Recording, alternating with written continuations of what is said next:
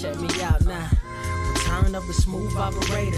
Shotty on repeat. I say sleep later. This another favor. Consider me your neighbor. Lost a lot of fam in pursuit of the paper. She gon' catch the vapors when we slide by. The way I speak my mind, it's like I peak my prime, but I ain't close. I cruise through the night air. Fantasy a dream. Real world is a nightmare. Like Claire battling the brainless. Learn to live shameless. Talk about me alive, but claim that I'm nameless. You aimless. So I'ma style on them. They washed up. It's a rap. Throw the towel on them. Gaining miles on them. Otakus for the win. Tacos, it depend on the mood that I'm in. Like Finn when it's time for adventure. This some new blue. Get ready to enter my mind for a few. Come and take a ride with the crew. I'ma show you how to recoup days lost when you vibe with the blue. Come vibe with the blue. Yeah, about time to regroup. Fly, got my eyes on the view. Never hear lies, only truth. Realize why they vibe with the blue. Vibe with the blue. Vibe with the blue. Vibe with the blue. Vibe with the blue. Vibe with the blue. Vibe with the blue. Vibe with the blue. Vibe with the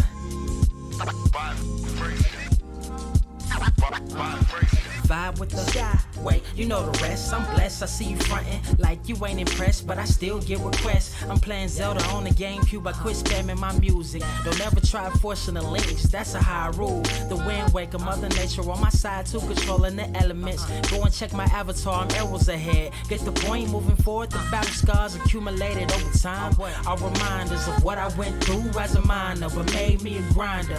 The trees broke down for this loose leaf. If life's a game of death, I'm Bruce Lee. Ooh wee.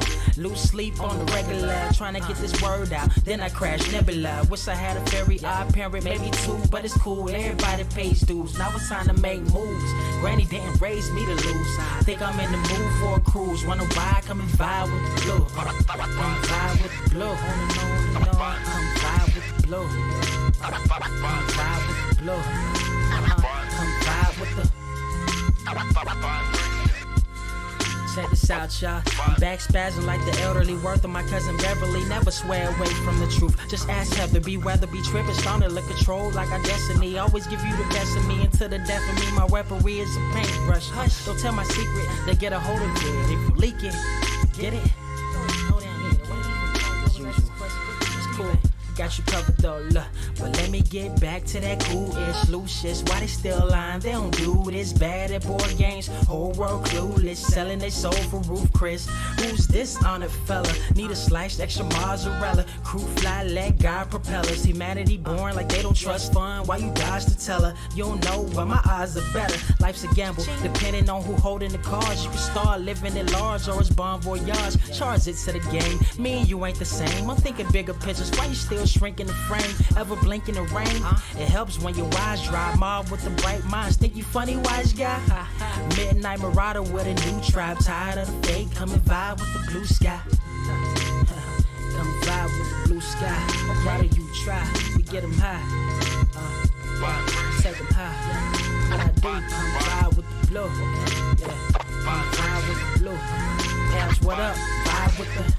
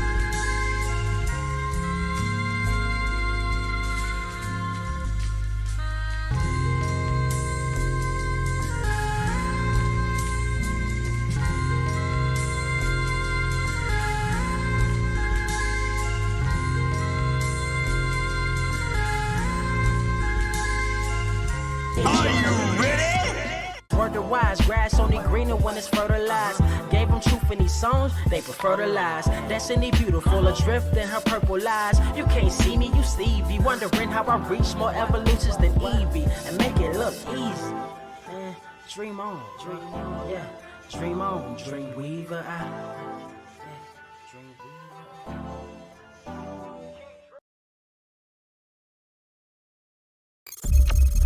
Man, I started messing with that. I went to that T-Pain SoundCloud. What is all that, up, that everybody? Earth's mightiest subscribers. It's your boy Ernie, Blerd Without Fear. We are back. I'm hitting wrong buttons left and right. Whew. We here. Sorry. I told y'all I'd be here. I'm here. We're here. You can call off the police. Y'all don't have to go look for me. What's going on, everybody? It's your boy. We in here. I'm in here live. Carter's here. I am. I'm here. We're not standing on ceremony. I'm here. We're not. We are not. We are not standing on ceremony. We We got a are lot absolutely going not. Yes. We got a lot going on. Yes. I think, if I'm not mistaken, today it has been called. Mm-hmm. Yes. And It it is official. I see, man. We are in here. We already got super chats, brother. Here, let's first before we get to those super chats, I gotta go ahead and say that straight up, right off the rip.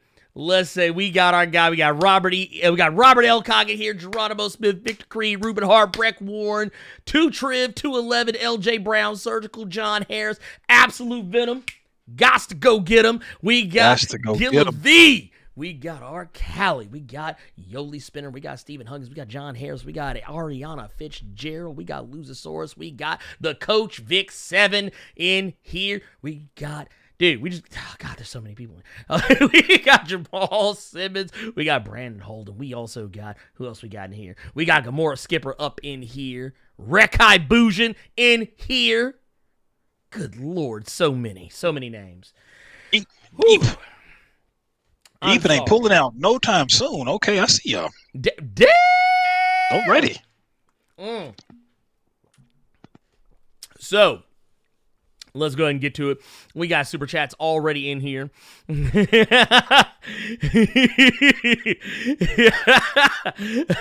Look. I see. First off, you know what? Real quick, I don't have any alcohol on me right here at this precise moment. I just have a little lemonade ice drink. But I tell you what, I will tip this plastic bottle in honor of a new day. Look, I was gonna play the song, but I don't want the video. I don't want the show strikes on you. I was gonna play the song. I came that close to playing the song, but I didn't want to strike off rip. Oh yeah, no. Look, we ain't trying to go there yet. No, but no, man, it's a new day, man. Literally just a scant couple of hours ago, they made the announcement that Donald Trump is out. And speaking of Donald Trump being out, we got super chats talking exactly about that. We got let's see here.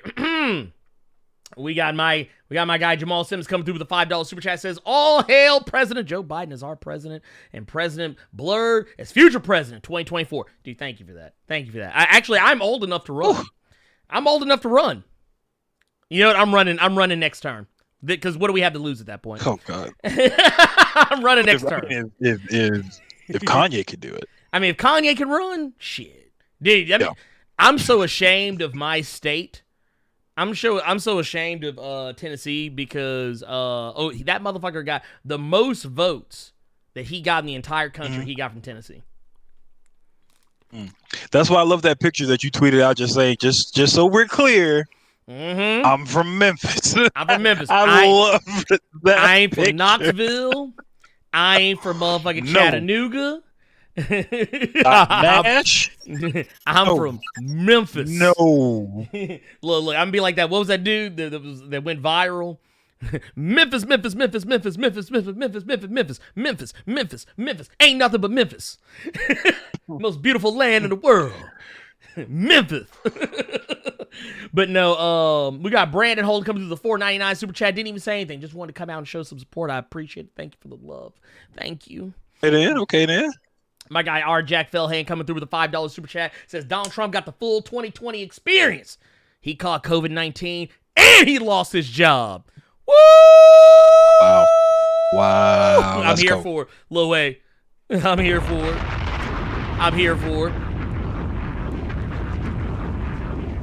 fire. That fire. That hot fire. And then we got my guy Absolute Venom. Gots to go get him. Coming through with the $4.99 super chat says I'm bringing out the special wine. That old back in the closet for years wine. Oh Lord, man, this man about to get lit. Pretty sure that's not wine. That's just a water bottle you forgot about. You be careful drinking that now. That's all I'm gonna say. Look, that's all I'm gonna say. Look, that's called discoloration. That's not wine, brother. Okay?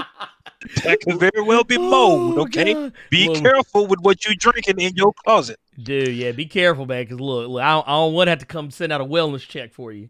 I don't want to send out the wellness check. Be like, man, y'all check on my boy, please. He drank something. Oh, my guy 2's the one coming through with the $5 super chat says, I swear when I saw how many votes Kanye got from this state, I just immediately looked west towards Memphis. Dude, well, I can tell you what, I know in Memphis, he got 1,001 votes. Really? Yes, because one of our local officials actually tweeted about it and posted on Facebook and was talking about how, like, she said, I need to talk to every last single one of y'all's mamas. And I responded and said, no. Don't talk to they mama. Just whip they ass. Every last single one of you motherfuckers that voted for Kanye need yo ass whipped. To this day. Again, if Kanye could get 1,000, who'd say you couldn't get like good 3, 4, 5, maybe? Maybe. Boy! If they don't dig into your past with some sex scandals, you know, Blerd without furries, you know, if they don't go that far back, you might have some votes coming in there. You might have some votes. Look, wait a minute. Here, my guy. Look, my guy Black Century King coming through the $5 super chat says, who would have thought me evolving from Ultra Cross Zero would affect a country? Man, look, you fucked with the timeline. But you know what? I tell you what, this the one time fucking with the timeline worked out. Yes. Yes. Look, because that motherfucker went.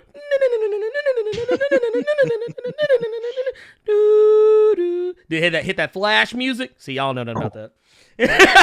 Look, every time I hear that shit, I'll be like, man, who fucking with the timeline? Who fucking with the goddamn timeline? Ain't this about a bitch? But no, we got a lot to talk about today, man. I want to thank everybody who just came in with those super chats, by the way. Y'all are awesome. Thank y'all so much coming in with that good energy. Much appreciated. Much appreciated. We got a lot to discuss, as Carter could probably tell you, because I just sent him a litany of links and such and things.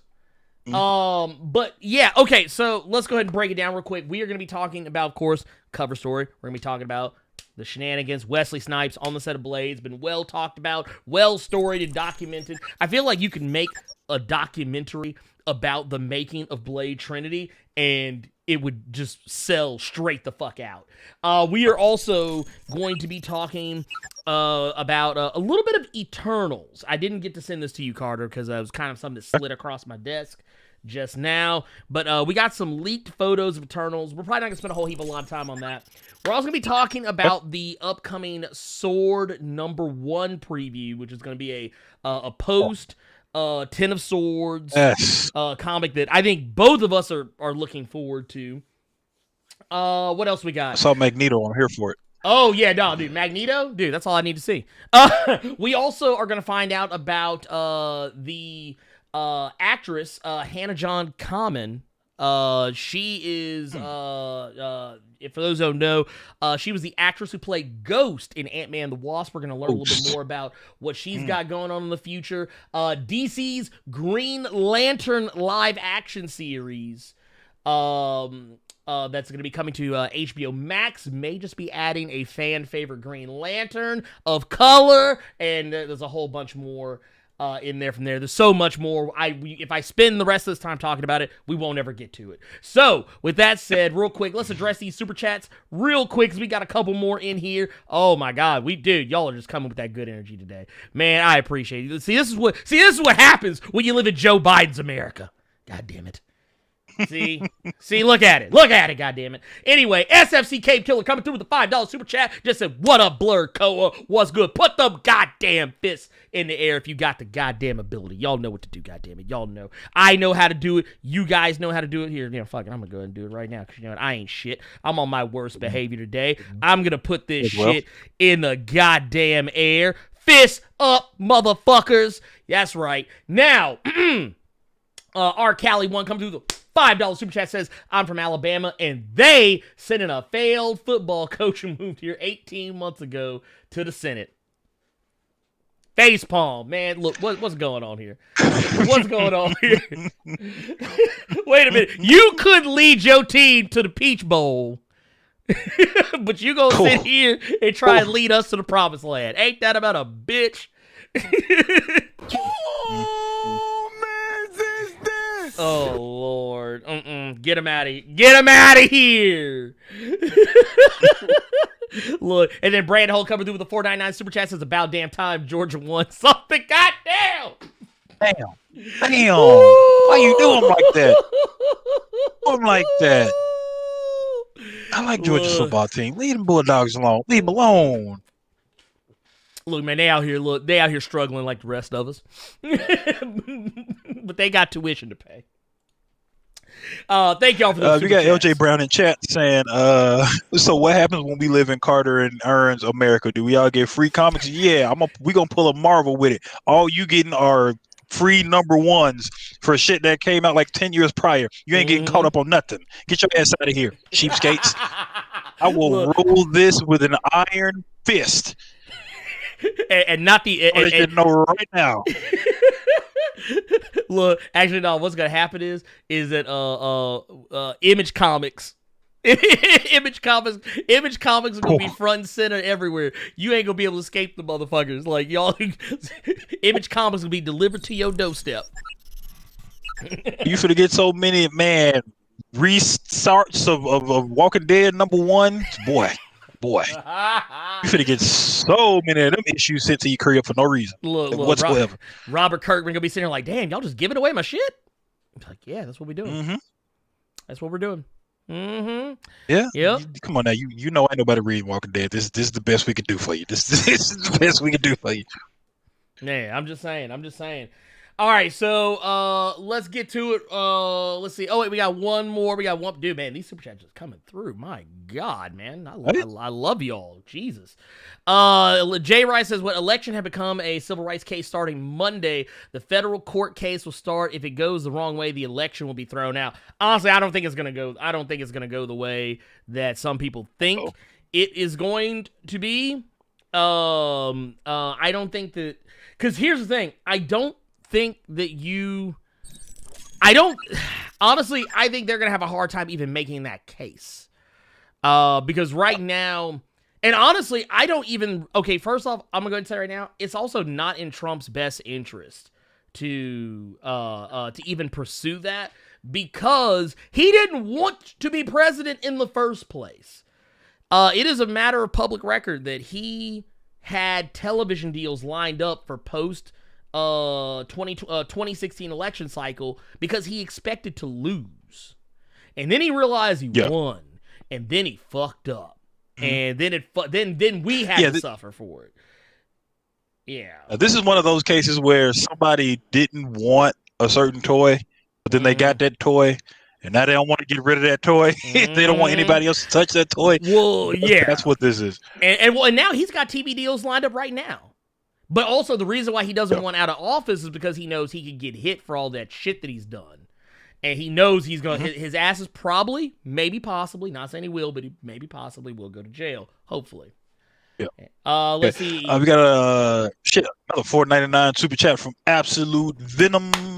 Got to go get him. So in Blerd and Carter's America, will I be part of the cabinet of comics? No, sir. No symbiotes allowed. Now, let's get to these stories. Look. After we just see you. Look, after I read Empire's End, we can't let no symbiotes in the cabinet. Y'all know what happens when y'all let symbiotes in the cabinet. By the way, I got a video on that coming after the cave is over. After the cave is over, I'll be posting a video on that. So there you go. We also got some other videos that come up too, but I'm going to be real busy with Extra Life today for Nerd 901. We'll talk about that more in a little bit when we get ready to sign out. But let's go. We got to get to our stories. We'll be here all day. Let's talk about Wesley Snipes' black ass. Now, okay, before I talk about the story, basically what you need to know about the story is that there were a lot of rumors that went in to the whole creation of Blade Trinity, which we can go ahead and say right now look, can we just go ahead and be honest with ourselves? Was not a good movie at all. By any stretch of the imagination, was not a good movie. There was a lot of trouble on the set. There was a lot of rumors that David S. Goyer, who had been writing the Blade movies up to that point, and was now a first-time director on those movies, David S. Goyer and Wesley Snipes famously did not get along. There was even, matter of fact, I actually have a thing. It got so bad that there was a scene in the movie where Wesley Snipes would not open his eyes. Mm-hmm. And some of y'all may know the exact scene I'm talking about, but I'm gonna pull it up here so y'all can see it for yourselves. Here, let me pull this up. I gotta reselect the damn Chrome window. There it is. There's the scene right there. Wesley Snipes did not want to open his eyes. If you actually look, if you look at this shot right here, these eyes are CG. These are CGI eyes. Because he refused. It was in that scene. They said that David S. Goyer wanted Wesley Snipes to open his eyes slowly, and Wesley Snipes refused because he was being obstinate on the set. And yeah, there was that. And there were lots of other little. There are lots of other little moments of fuckery, but yeah, that was one of them. The few times that Wesley Snipes even brought up any kind of conversation when it came to Blade Trinity, the one thing he kept saying was that his issue with David Goyer was that it was somebody who originally, according to Wesley Snipes, this is someone who strictly only did music videos. So he had no business getting the money that he got to shoot a movie when he didn't know what he was doing, and he was trying to shoot things as a music video. That's one of the only instances I've ever heard of Wesley Snipes even bringing this up. It's always been Patton Oswalt or somebody else. Mm-hmm. Like, I know, I remember one of the things that came up was that people said that Wesley Snipes was taking liberties with the stunt doubles. That was a rumor that was going around the set back during the time. Now, I remember Triple H, Jean-Paul Levesque, who played Jarko Grimwood. Oh, my God. Fucking name, man. That name. That was the most edgelord-ass name I had ever heard in my fucking life. Then the way he looked in it. Dude. The extra snug polo shirts on and the bubble vest. Like, dude, oh, look at him. That was Triple H. And he had the silver fangs. He had he had ice grill. Oh, yeah. He had ice grill fangs. Yeah, I forgot about the Project Pat fangs. Dude. I forgot about the Paul Wall fangs. Oh my goodness. Dude, oh my God. But yeah, no, Triple H actually went out and said that when they had scenes together, that was it. That there was no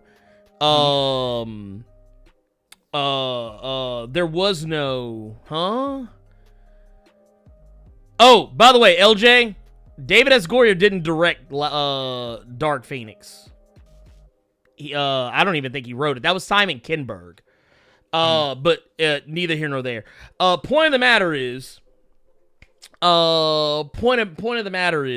that you can say what you want about anybody else. Like, honestly, I see was Robert Elcock said Ryan Reynolds was taking liberties with the goddamn script.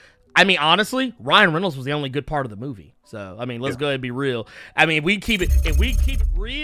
I keep it really real, Yeah, no. Ryan Reynolds was the best part of the fucking movie. Because Wesley Snipes wasn't even trying. Yeah. He wasn't even trying. That's the thing I don't like about Blade Trinity is that Ryan Reynolds was the best part. But one thing, just going back to what Wesley said about David S. Goyer, is just that Blade had his funny moments, but Blade wasn't really a comedy. And with Trinity, Ryan Reynolds was like, that boy, he was doing the one thing that people complain about Will Smith. Will Smith in every movie he's in is Will Smith. Ryan Reynolds was just Ryan Reynolds in that movie, and I don't think that was the movie you should have been Ryan Reynolds. No. But here's the thing, though. If you hire Ryan Reynolds, what do you expect to get? You hired the dude from Van Wilder. What were you expecting? And then you basically told him to do his shit. And that's what he did. Mm-hmm. And I mean, let's be fair. Okay, Blade... Okay, yeah, Ryan Reynolds took liberties with that script, but so did Wesley Snipes. By not opening his damn eyes and having to have some goddamn ugly-ass eyes CGI'd on him and walking, and supposedly, according to the stories from Patton Oswalt, basically, dude would just stay in his trailer all day, and he wanted to be referred to on the set as Blade, and whenever he would leave notes for the director, he would sign them as Blade, that he was beating the shit out of stunt doubles. Which, I'm sorry, you can say, you could use someone else taking liberties with the script and doing like, ad-libbing or whatever on set as, being detrimental to the film. But here's the thing. An ad-lib doesn't physically injure somebody. Wesley Snipes, and honestly, if you go back and watch any of those Blade movies, you can actually look and tell when he's actually beating the shit out of somebody for real. You can actually tell. Like, you can look at some of them scenes and tell. But Wesley Snipes is one of those guys that, and he's had people talk about that in the past with him. A lot of people would always say like, oh, well, why didn't they call Wesley Snipes for the new Blade? The one that Mahershala Ali is going to be in. People be like, oh, why did they call Wesley Snipes? A lot of y'all don't remember this, but y'all know Kevin Feige worked on the set of Blade Trinity. Yeah, I never knew that till you mentioned it. That was news to me. Before Kevin Feige became the top guy at Marvel Studios, he used to work for Fox. And he worked on that set, and he has also kind of come out. He's never said anything one way or the other, but like it's one of those things where it's like, if anyone would know how fucked up he was on set, that isn't that isn't Patton Oswalt, that isn't Ryan Reynolds, that isn't Triple H, that isn't Wesley Snipes himself, that isn't David S. Goyer, it would be Kevin Feige, because he worked as an assistant to the director. So I mean, so if you ever want to know why he may not be involved with anything Marvel Studios related, even though he technically has claimed to have meetings with Marvel about something, they've never said what it was. But I can tell you one thing: Kevin Feige probably won't be sitting in a room with that motherfucker by himself. But that said, I mean, that's cool. It is what it is. Yeah. You could be a method actor, but at the same time, that doesn't give you carte blanche to beat the shit out of somebody. For real.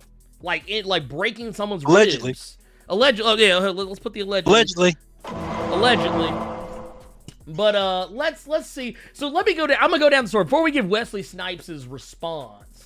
Because we want to say what he's responding to. I'm gonna recap the stories that Patton Oswalt has famously given. So here it is. Let's go to this. This is from IndieWire. Story from IndieWire talking about.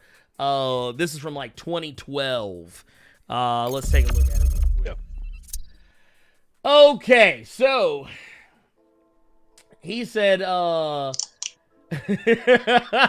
Oswalt confirms that Snipes pulled a Daniel Day-Lewis and was in character for the entire shoot. He says, when I met him, I was like, hi. And he's like, I'm Blade.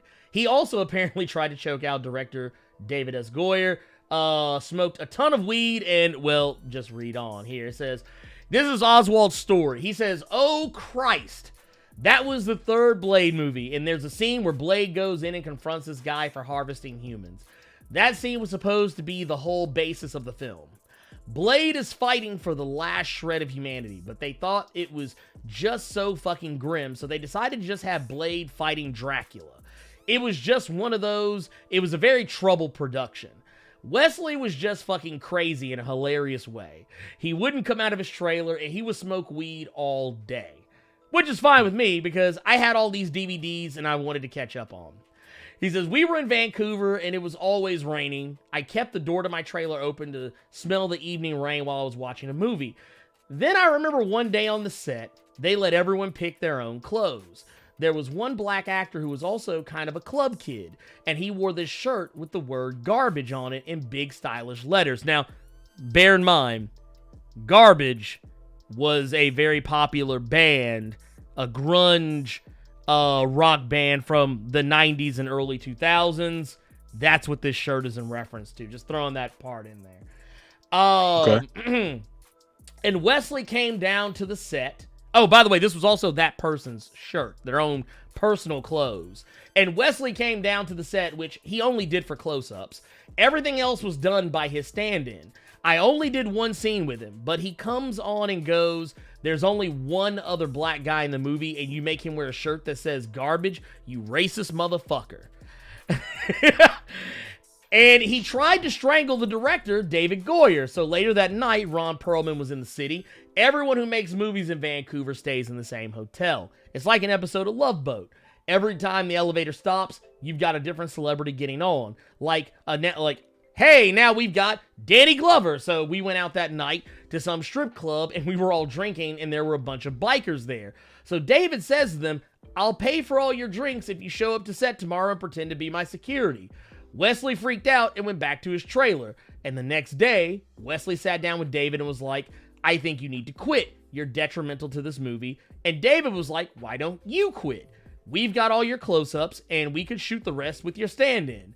And that freaked Wesley out so much that for the rest of the production, he would only communicate with the director through Post-it notes, and he would sign each Post-it note from Blade. So, like, that is the story that has been famously told, for, like, the last several years about, and that's just, like, one of them. But that is, like, the main one. That doesn't sound fucking, like, to you? Like, what do you mean? Like, what? Like, what? Like, it's one of those things, like, it's one of those so crazy, like, it's like, wow. Yeah. Like, I could actually see Wesley Snipes getting angry about the one black kid, in the movie other than, like, himself, wearing the garbage shirt. But that's one of those I kind of feel like could, like, easily be addressed by saying, well, it's his shirt, and he chose to wear it. Which, I'm not gonna lie, in high school, I wore a shirt that said garbage. Because I was into that band. Actually, I still listen to that band. To this day, I love Shirley Manson. Shirley Manson's awesome. But the thing is that I think that people, I don't know, man. I feel like tensions were very high on that set. And I believe that Wesley Snipes probably did smoke a lot of weed. I could actually believe that about Wesley Snipes. Based on some other things. Just a thing it's just a thing that we do sometimes. Go ahead. It is what it is. I can believe that he took umbrage with the fact that David S. Goyer was an untested director. An untested writer, not so much, because if I'm not mistaken, now, bear in mind, being a good writer and being a good director are two completely different things. So let's go ahead and make sure we address that right off the rip. Okay, so I'm going to go back, and I'm going to tell you what David S. Goyer has done in his timeline that sticks out. Now, he did write the first, and he wrote the second Blade movie. So, kudos, those were great. But he didn't direct them, he just wrote them. And he also wrote Blade Trinity. So there's that too. He wrote Batman Begins. There you go. Not a bad movie. Not a bad movie. Okay. He also wrote The Dark Knight. Not bad. Not bad at all. Now, granted, he's credited for the story, not so much the screenplay. Let's see here. Wow, he wrote Doll Man versus the Demonic Toys. I love that movie because it's so... Oh! He wrote Demonic Toys. He wrote the original Demonic Toys. I love this guy. He's good. He's okay with me. So here's the thing about that, because everything you're naming off, these are great things. I did not know he did the first 2 Dark Knight movies, but it's kind of like let's take it to wrestling. Let's take it to wrestling real quick. Oh yeah, Paul Heyman is a great talker, a great wrestling mind. Great promoter. He can sell great promoter. He can sell any kind of main event if he is a part of it. But that does not mean that Paul Heyman is a great wrestler. No. That he should be in the fucking ring. No. So I think this might be a case of that, where you're a really good writer. Stick to that, though. Dude, okay, so here's some funny things. He also wrote the Blade TV series screenplays and the Constantine ones. Which Constantine? And apparently he wrote Superman Dawn of Justice. Go on. Oh, and he apparently wrote an episode of Krypton. And he's also writing the Sandman TV series.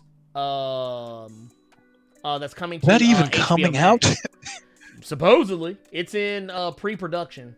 Now, that's his writing credits. That's his writing credits. I haven't gotten his directing credits. Now, his director credits are different. Blade Trinity was not his first film. Here's the funny part. Y'all want to hear something funny about this? It also was not his first time working with Wesley Snipes. Okay. They had history, apparently, because they worked on a movie together called Zigzag. With it was him, John Leguizamo, let's see here, Natasha. Here's the funny part. So a slick, small chunk of people who have worked on Blade movies or have worked on Blade Trinity were in that movie with Snipes. Yeah. And I am just like, wow. And this is, so Zigzag apparently came out in 2002, and then, of course, we did Blade Trinity came out in 2004. The movie's not that far apart. They'd worked together before. So they probably had history with each other, and that was probably a lot of the reason why that movie did not work. They probably had some beef from the previous film. Yeah. And here's the funny thing is that he hasn't directed much since then. He's mostly directed TV. He's mostly done TV stuff since then. He's mostly stuck to writing. Also, I want to point out he wrote Nick Fury, Agent of S.W.O.R.D. The David Hasselhoff joint. It was a Nick Fury movie. Oh, he also I know you're talking about that. Yeah. Oh, and apparently he wrote Dark City. I'm like, wow, dude, that movie was crazy. Oh God, that movie was crazy. So I remember that movie with the Hoff. Yeah. Oh my God. Yeah. Oh, for those of you, some of y'all probably sitting here like Nick Fury. Like y'all probably sit here like, what are you talking about? Y'all probably have never seen. Forgot about that movie. Okay, I'm gonna show y'all real quick because I think y'all need to see this. But yeah, this was Nick Fury, Agent of S.W.O.R.D. This is the cast of that movie. This is back when Nick Fury was still white. That's Nick Fury Senior up there. That's Nick Fury Senior. Oh my God. And I liked that movie just because that was back when I didn't know no damn better. And I liked terrible shit. Plus I was a fan of David Hasselhoff back then. So you're talking to like one of maybe 4 people who watch fucking Baywatch Nights. You remember Baywatch Nights? Dude, I remember that shit, dude. Because Baywatch Nights didn't have shit to do with the goddamn beach. It didn't have shit to do with the beach. David Hasselhoff was fighting fucking vampires and shit on Baywatch Nights. That motherfucker was doing ghost hunting. That was Phasmophobia before Phasmophobia. It was, actually. Because they were trying to cash in on the X-Files craze. Yeah. It's what they were trying to do. But Oh my God, I forgot about that Nick Fury movie. Oh dude, man, it was so bad, dude. But the thing is, though, because remember, it came out. I think it came out around the same time as Generation X. Y'all remember the Generation X? What's his face? The Generation X TV pilot that didn't go anywhere. Anyway, yeah, I remember that. There. Okay, so we've talked about that. We've made a case for why some things should or should not be happening. Wesley Snipes has spoken out. This is the first time he's really spoken out about any of this. In regards to Patton Oswalt's claims. This is kind of groundbreaking when you think about it. Like, cause he's been quiet about this for a long time. He's just let this shit build up. Now, I'm going to go and say, I'm going to preface everything I'm about to say about this and everything I'm going to read about this going forward. I'm going to preface it by saying that I don't 100% believe everything that Patton Oswalt said. And I don't 100% believe anything anyone involved in this is saying, not even Wesley Snipes. And once again, there's three sides to every story. There's his side, her side, and the truth. And in this case, it's his side. In the middle, there's the truth. I think that somewhere in there, if you read between the lines between what everybody is saying, including Wesley Snipes, you will probably figure out what was really going on. And we'll leave it at that. I think it was kind of crazy that people immediately believed Patton Oswalt's story as the gospel, because you have to realize he was on a late night talk show. He's a comedian. Of course, you're going there. Anytime comedians tell these stories, they're going to embellish a little bit to continue with the joke. So why are we taking a comedian's story as the gospel truth? Like, people got to think better than that. Well, the reason I can tell you why they did it. I can tell you why they did it because people love Patton Oswalt. Patton Oswalt's one of those guys that he's kind of like I don't really know how to describe, but like he's basically that dude that you're just like, oh, that's Patton Oswalt, man. He's cool. You know, like he's just one of those dudes. He's like, absolute venom. Yeah. Basically, yeah, he's just one of those dudes. He's absolute venom. Yeah, he's like that dude. You're like, man, he cool. He cool, man. Come on over here, man. Come on, hang out, man. You want a drink, man? Come on, sit down. Like, if you saw Patton Oswalt out in the streets, you'd be like, dude, I fuck with you. Here, come on, sit down, man. Let's get a drink. Like, he would have some good stories to tell, is the thing. But yeah, that said, here's what Wesley Snipes had to say about it. He says that okay, we got Wesley Snipes. He has basically been in strong denial about this. He says that as for he says as for Oswald's allegation that that he tried to strangle the film's director, Snipes told The Guardian it never happened. He said, "Let me tell you one thing. If I had tried to strangle David Goyer, you probably wouldn't be talking to me now. A black guy with muscle strangling the director of a movie is going to jail. I guarantee you." Now that part, I believe him. I don't think he actually, don't think he tried to strangle David Goyer, but I'm pretty sure he got in his face. I'm pretty sure he got in David Goyer's face and talked some cash money shit. He probably went into Nino Brown mode and was like y'all remember that part from Blade where like the cops shoot him from behind and he turns around and he's like, "Motherfucker, have you lost your goddamn mind?" He probably did that. I guarantee you he did that. However, now moving along on that, he does go on to say, he says, he can barely remember working with Oswalt and says he finds it fascinating that this statement alone was enough to make people go, yeah, Snipes has got a problem. Yeah. Now, he elaborated on this, basically saying that this is part of the challenges that we as African Americans face here in America. These microaggressions, the presumption that one white guy can make a statement and that statement stands as true. Why would people believe his version is true? Because they are predisposed to believing the black guy is always the problem. Now, that is also, sadly, that's true. Very true. That's true. It's sadly true. I wish I could say it wasn't. But it is fucking true. That part is incorrect. Like, he's not saying anything incorrect.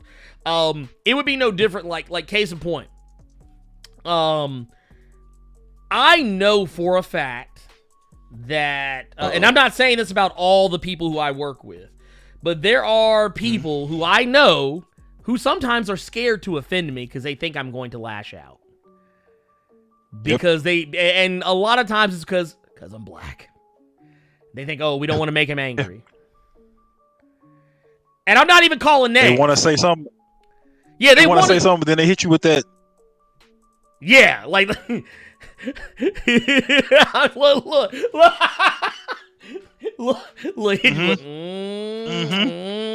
Now we better just leave it. Everybody just let him cool down. Everybody just shuts the fuck up, and we gotta look at Ernie for permission. We gotta look at Ernie for permission. Oh yeah, no, I know this for a fact. Like, I've seen this happen, and it's sad that it is the way it is. But I usually tell people, like, dude, I'm easy to work with. I'm incredibly easy to work with, because typically my response and everything is, oh, well, when is it good for you? Because I sit on my black ass all goddamn day, just reading comics and making content and probably sleeping. So I'm just always like, yeah, hey man, whenever's good for you. And you know, I never want I'm always like, oh no, please and thank you, and you know, so on and so forth, because I don't want people to have that mentality about me. I have the same mentality when I go out to eat, or when I used to back before COVID. You know, I'm always please and thank you, yes sir, no sir, yes ma'am, no ma'am, even to people who are younger than me. I thank people for their service. I thank people for their hard work. I thank people. I'm always patient, and and I've had people be like, "Oh my god, I'm so concerned," and it's like, "No, don't be." I was like, "I don't care. I'm the most I'm the most easygoing guy on the face of the planet." So when I go and even with that said, I go out of my way to make sure people don't think I'm the angry black guy. Because that's what a lot of people think I am sometimes. Even other black people think that I'm the angry black guy. And it's like, no, dude, has anyone ever actually, I guarantee you there have been very few times anyone's actually ever seen me legitimately angry on camera. Ever.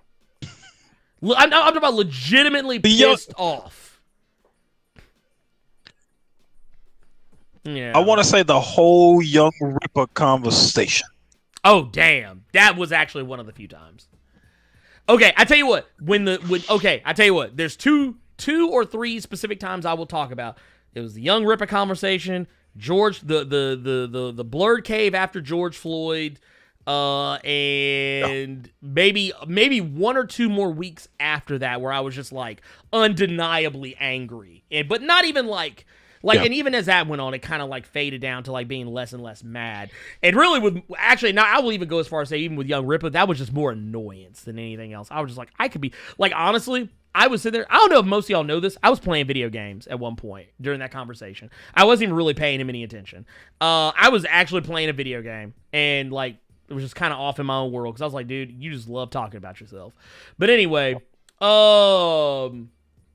but that said, let me see if there's any more to this story. No, that was it. That was the end of the article. But anyway, so Carter, what are your thoughts? What are your thoughts on this thing? I mean, I don't like the fact that it took him this long to say it, but I think at the same time he does what I do. He gives people a lot more credit than you should. Everyone heard what Patton Oswalt said, and I think in his mind, he went, okay, everybody's not gonna believe this shit, right?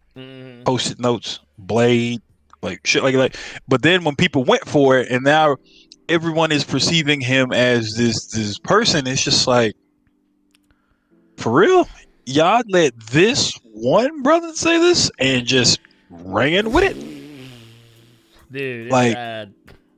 And then, like, the fact that he had to come out and say, no, I didn't try to strangle somebody, kind of shows you how people's brains work a little bit. And people just instinctively believe, man, that's why David Goyer isn't doing movies anymore. Wesley Snipes tried to choke that motherfucker. No, the last movie he did, it was just bad, and he took his ass to TV. Period. Yeah. I mean, and honestly, so, like we just went over his credits. Like, cause here's the thing I want people to understand. And this is how Hollywood works. You pick your favorite director, your favorite writer, your favorite actor, I'm going to be honest with you. They've all done something awful. Yeah. I'm just going to be real with you. Yeah. I'm just going to be real with you. They've all done something bad.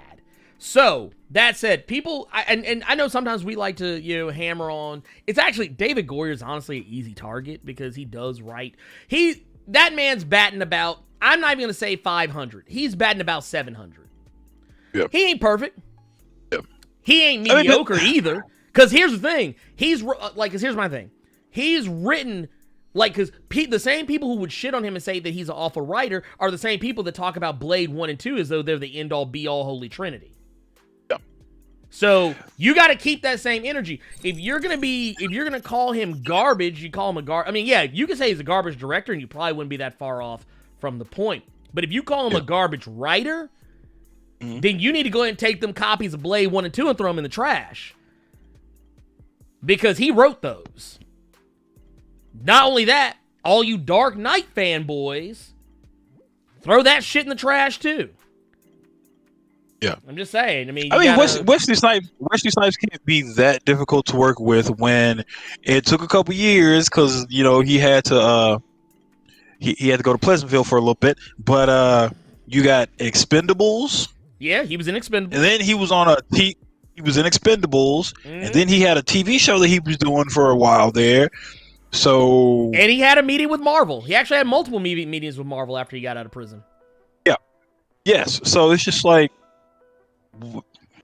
if he's this bad, then and I like the fact that he was able to at least still get these conversations. He wasn't burned at the stake. And the only reason I'm saying this is just because I see someone in chat that just brought it up, but he wasn't burned at the stake like Johnny Depp is currently. Yeah, no, John. At least he was given a fair shake, as opposed to Johnny Depp, who is just in the muck right now. Dude, and here's the thing. And here, y'all can't even say it's because Johnny Depp's because here's the thing. People try to say, "Oh man, his white privilege didn't even protect him." Here's the thing about Johnny Depp. He's not white. He is Latinx like a motherfucker. He passes for white, but he is Latinx like a motherfucker. And I think that's something that a lot of people need to pay attention to. Basically, just like Rashida Jones. Rashida Jones not all white. No, that and matter of fact, people be forgetting who baby she is.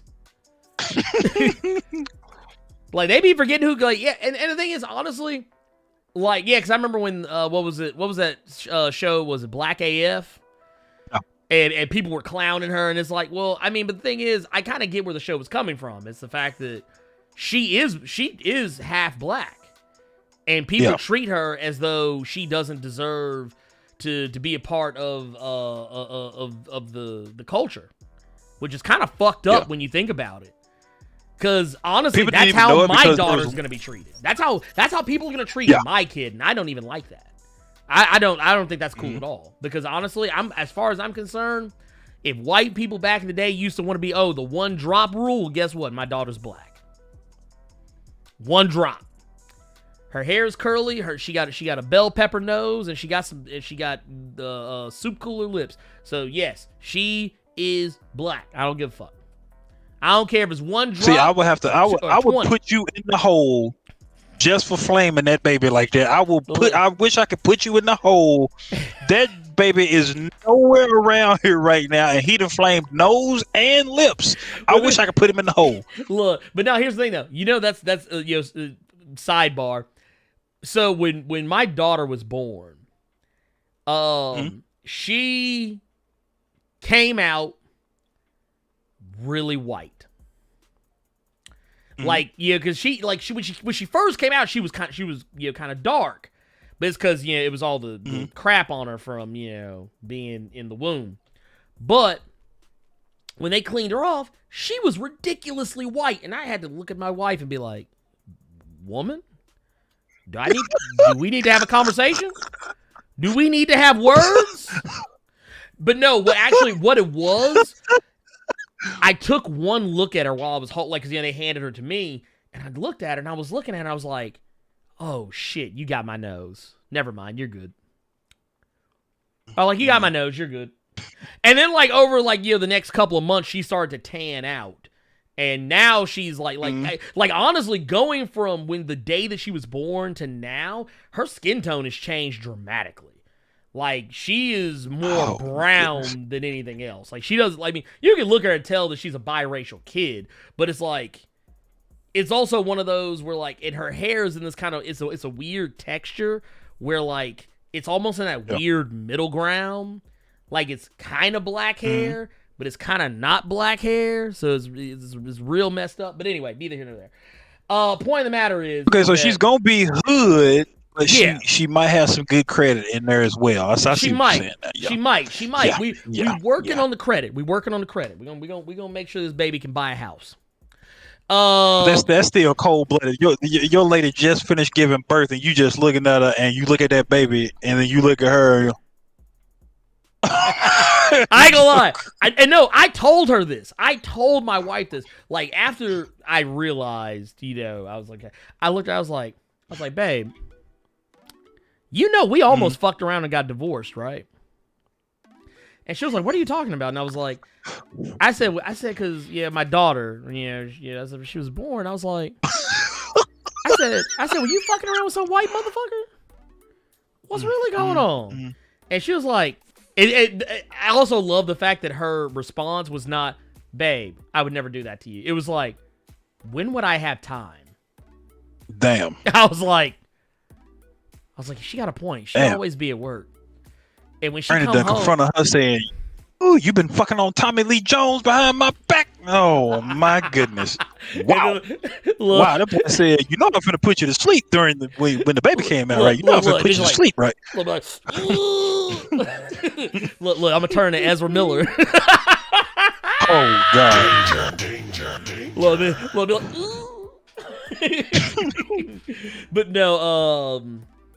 But no, Johnny Depp, he got done wrong. Johnny Depp got done wrong in all this. And here's the fucked up part, is that the reason why these companies are distancing himself from it doesn't even really have to do with the allegations against him. It actually has to do with the fact that who he went after.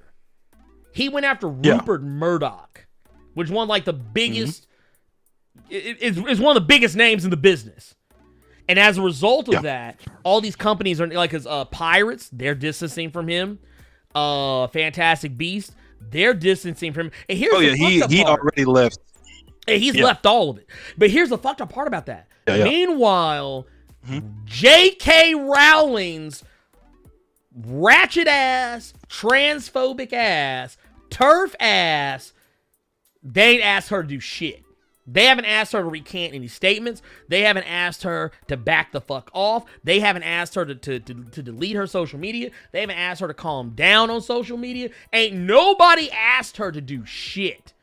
And she's still out here retweeting transphobic shit, encouraging conversion therapy, and all sorts of shit.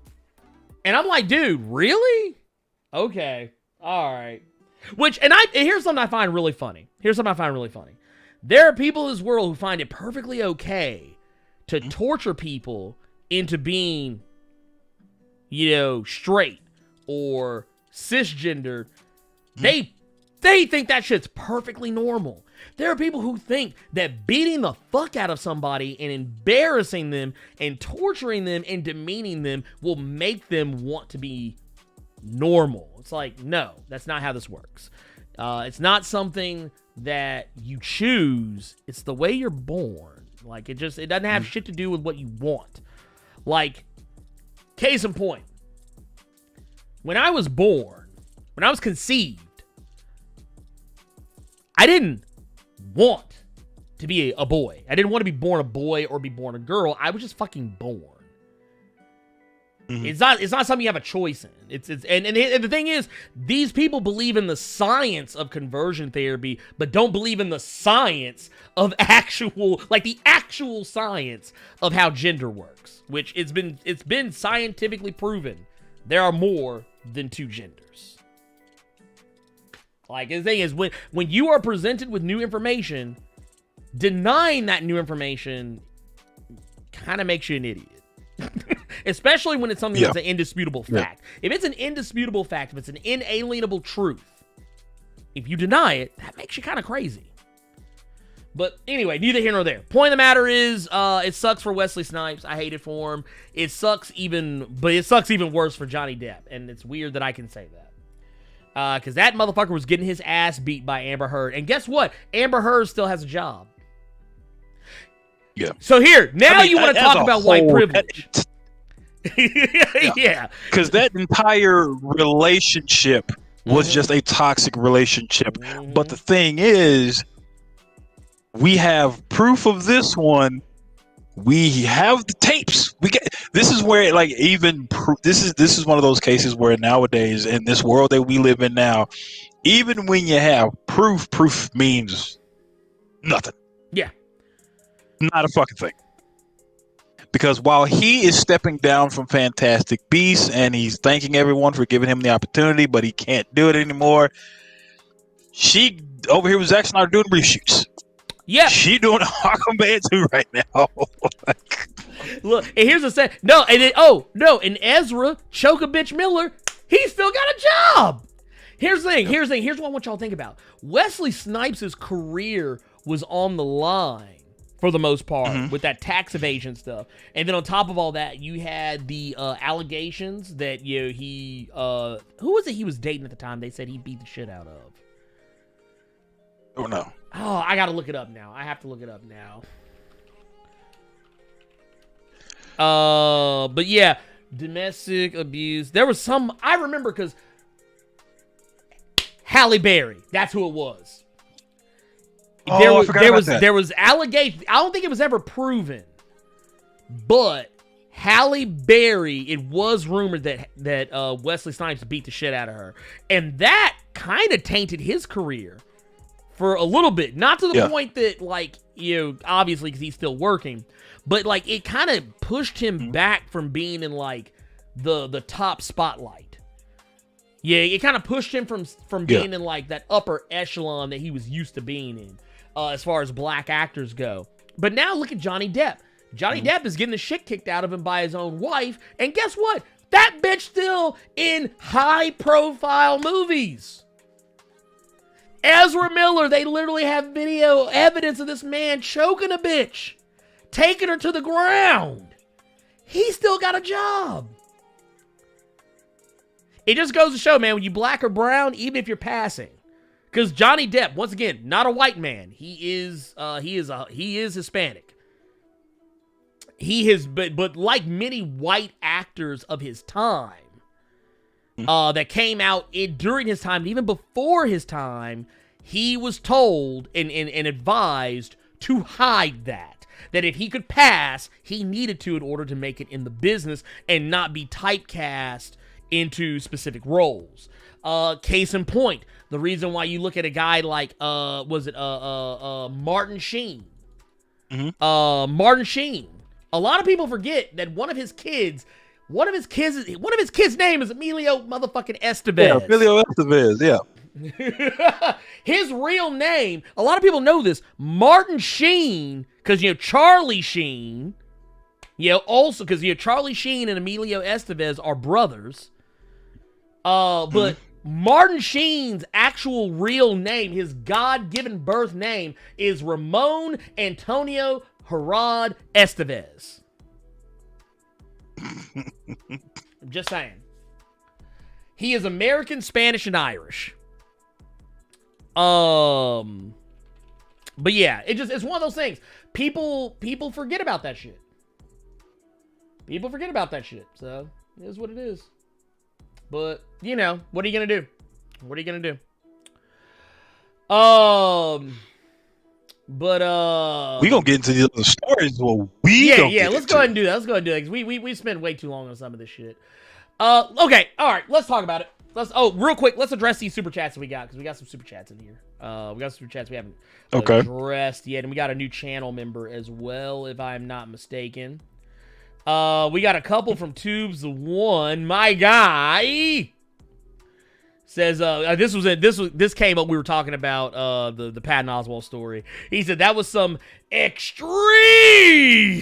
stupidity. May also be tied into the part we were talking about Paul Heyman. This is extreme. Yeah, I miss that shit. I miss the old ECW intro. We also got new channel member John Harris, the Black Rogue. Welcome to Blerd. Welcome to the Blerd Club, my guy, man. Thank you. Thank you for that. Also, just a quick reminder, if you are a member of Blerd Club, don't forget to check the community tab every week, because I drop a exclusive video every week, the top 5 comics of the week that I do every week. I take the 5 comics that I liked the best of everything I read that came out on that week's new comic book day, and you can go check that video out. And it's a way for you to kind of get some insight from me on comics, that not only maybe some tidbits about comics that I have already talked about on the channel, but more often than not, comics I have not talked about on the channel. Like, we primarily cover like Marvel, some DC, but a lot of times I cover comics that come from Boom Studios.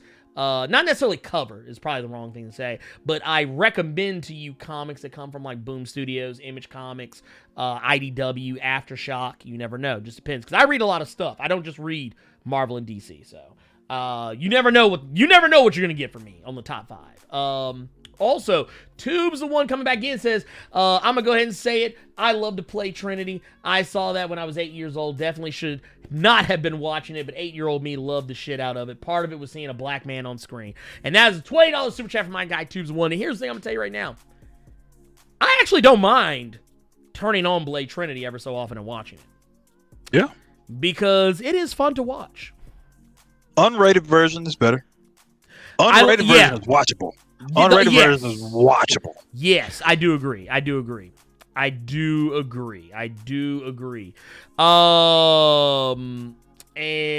yeah, I 100% agree with that.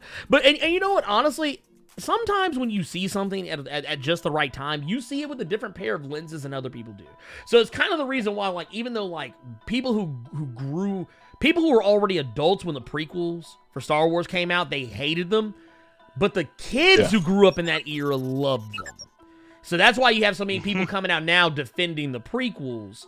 And it's, whatever. Because I guarantee you, in the future, fast forward like another like 10 years, you'll probably start hearing people defending the like a younger generation being more forgiving of the Force Awakens trilogy.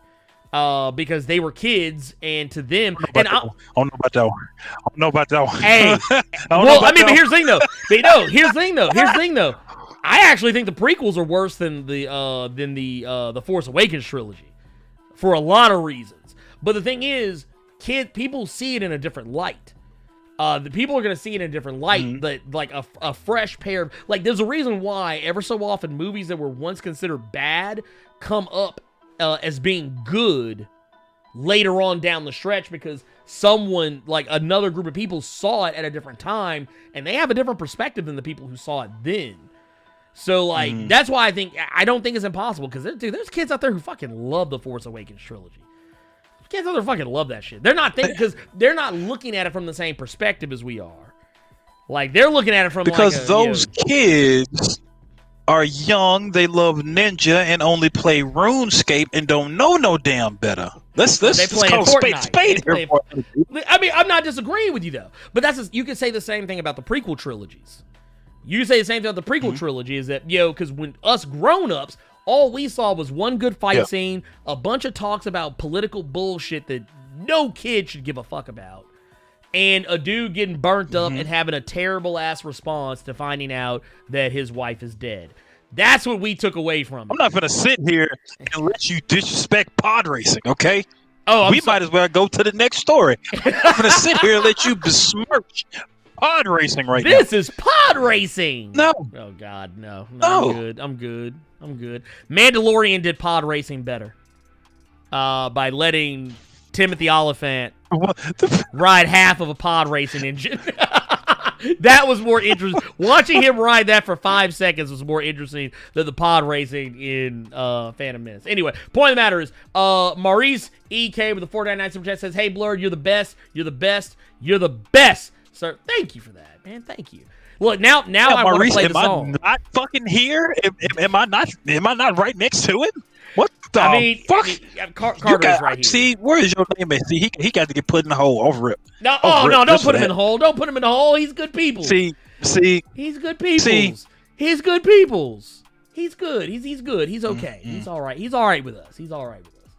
But now I have to get the song. Now the song's stuck in my head from Karate Kid. You're the best around. Nothing's ever gonna bring you down. You're the best around. now, and actually, I'll probably wind up just watching Cobra Kai. But anyway, this whole time I've been sitting here bullshitting. You know what I could have been doing? What I could have been doing is actually pulling up the pictures for this next story that we're gonna be talking about. But my dumb ass didn't do it. So guess what? I'm gonna do it now. I mean, Blade does use swords, and speaking of swords, see, like that segue. Boom! Oh, I'm the greatest. dude, look at that. Look. Oh, man. Look, you know what? Don't say the people don't love you, Carl. That's all I wanted. Here, wait a minute. LJ Brown coming through with the 5 pounds. Super chat says, Blerd, you got Carter bopping his head on the prequels like the brother that Jason Takes Man had. P.S. Praise the Carter's flower shirt. Oh, Lord. Yes! Don't hate on my fancy shirt. Don't hate on my fancy shirt, man. Leave my fancy shirt alone. By the way, I love the throwback to Jason Takes Man had because that brother got his head knocked off clean. That man got Mortal Kombated.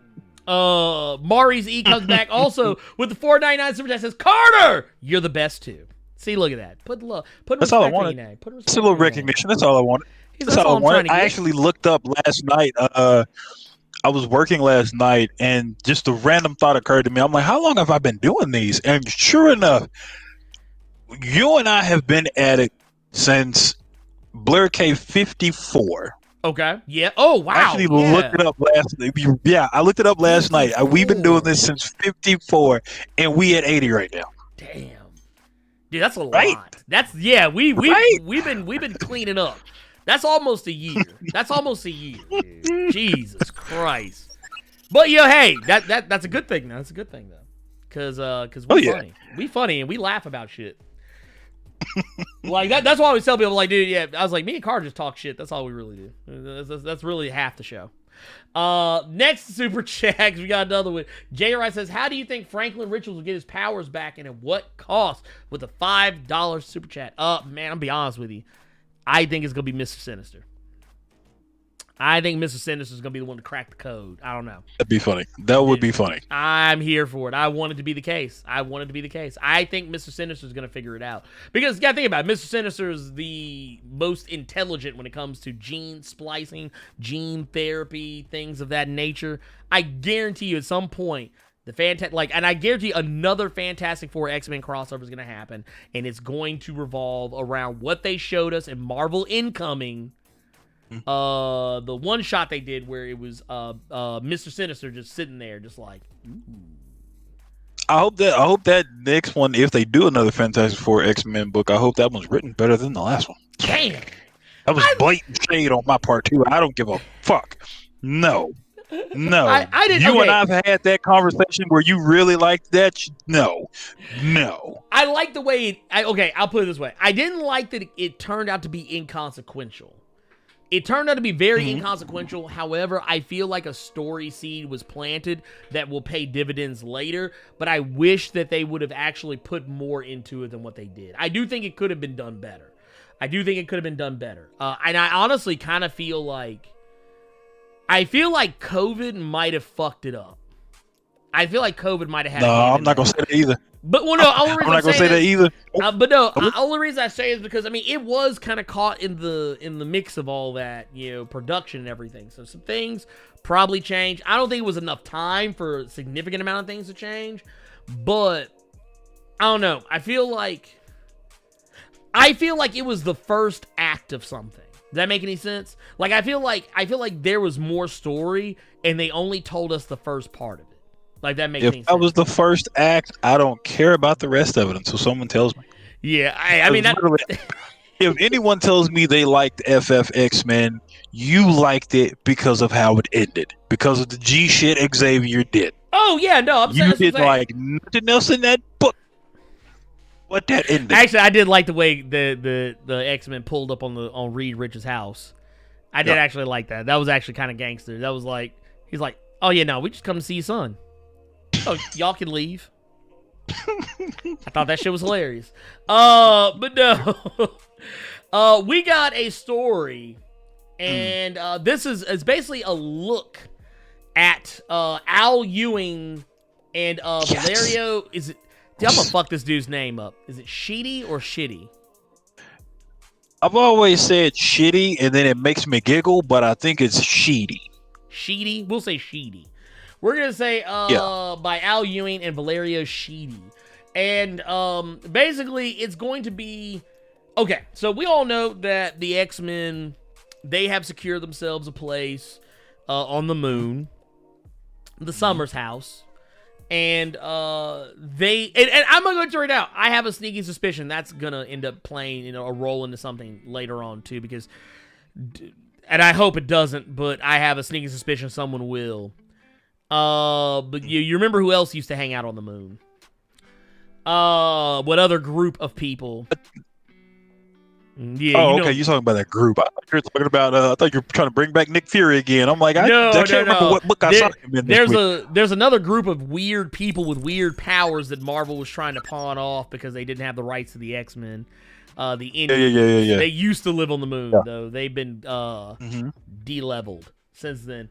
But yeah, basically what they're gonna do is, we know that Cable, Cyclops, and Marvel Girl, they discovered the S.W.O.R.D base in the first installment of 10 of Swords, which was creation number 1.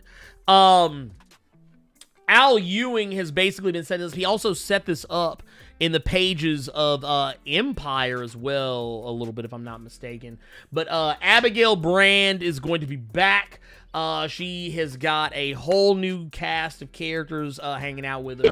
This is actually the second time I think they've actually had a very mutant-centric series in regards to S.W.O.R.D, if I'm not mistaken. There was one some years back where Beast was involved. Beast is not involved in this one. But the roster is going to include characters the likes of Magneto, Abigail Brand, WizKid, and Rampage. And we will also have Manifold, and of course we'll have Teen Cable. But now another one. Here, let me see something real quick, because I think this is one of the few books where I don't mind reading a book with Kid Cable in it. I mean, I'm not against it. Against it. Oh, we also can't forget one of my personal favorites that is in this. Frenzy. Yes. Frenzy is also in this book. And I'm gonna go and tear it down. I know some people took a little umbrage with some aspects of it. But I'm here for it. Another character we didn't bring up is Fabian Cortez. Fabian Cortez is also in this book as well. As a character. It'd be good to read about. Yeah, it'd be good to read about him because he was from the cartoon. That's the only way that I know of him. From the X-Men cartoon. Yeah, no, Fabian Cortez was in the. Okay, so you remember back when Jim Lee, Chris Claremont had they had relaunched the adjectiveless X-Men series. Yeah. Fabian Cortez was the guy who was like the leader of the Acolytes, who was like Magneto's new like team that he had working for him. But Fabian Cortez's powers is that he basically can augment your powers, but in another weird way he can kind of control you. Like Magneto was acting like ridiculously out of pocket in those first few issues. It was because he got wounded, I think by Wolverine. And like he got fatally wounded, and like Fabian Cortez healed him, but in healing him he was kind of manipulating him. It's really weird. Fabian Cortez, I'm trying to remember exactly like what all the tenets of his powers are. But that's part of it. Like, I think the last time we saw him was in Matthew Rosenberg's Uncanny X-Men, because they used him to help augment Emma Frost's powers. But yeah, basically, yeah, that's what his power is, that he can actually enhance or diminish someone's energy levels. So, like, in the cases of mutants, he can actually raise their power levels to, like, ridiculously high limits. Basically even beyond what the person's actual control may be. But what he's also doing is he's doing it at the expense of their own actual physical health. So they basically burn out over time. And yeah, it's really weird. But anyway, crazy shit. Interesting character. I remember not liking him when I was a kid. But, it was also one of those things, you're not supposed to like him. But, because he's terrible. But we actually got some images that I'm going to share with the class. If I can find them. Oh, I know where they are. I'm an idiot. I put them in their own folder, not with anything else. Okay, so here we go. Ooh, no, do not do that. Okay, so here we are. Let's switch this over to this. Wrong window, but here, we'll put it up here. There we go. Whatever. So here is the cover. Here's the cover for that. So, like I say, you see Abigail Brand. We got Magneto there. We got Team Cable. We've got Manifold right there, Fabian Cortez, Frenzy, WizKid in the building. And then, of course, as we kind of see here, you can kind of see a little bit of what's going on here. Magneto basically doing his thing. Which I also find really interesting. This man just literally made himself a spaceship. Like a space vessel. This man literally just made himself a metallic, which I'm surprised that he didn't just use his normal electromagnetic field. That used to be how he would travel into space. Is he would just create an electromagnetic field for himself and then just like in the same shape as that ball, but like just fly out. That's how he used to do that shit. But I guess we don't do that anymore because realism. But we've also got our girl Abigail Brand. Like you said, no, there's no text in any of this, so don't expect it.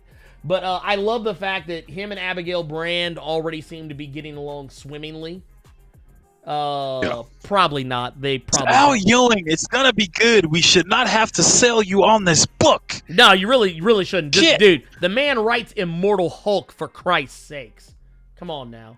He writes everything. He has not written a bad thing for Marvel yet. The one thing I will say about S.W.O.R.D, and it took me until this story to realize what Hickman was doing, but Hickman's basically making a Marvel to where X-Men are.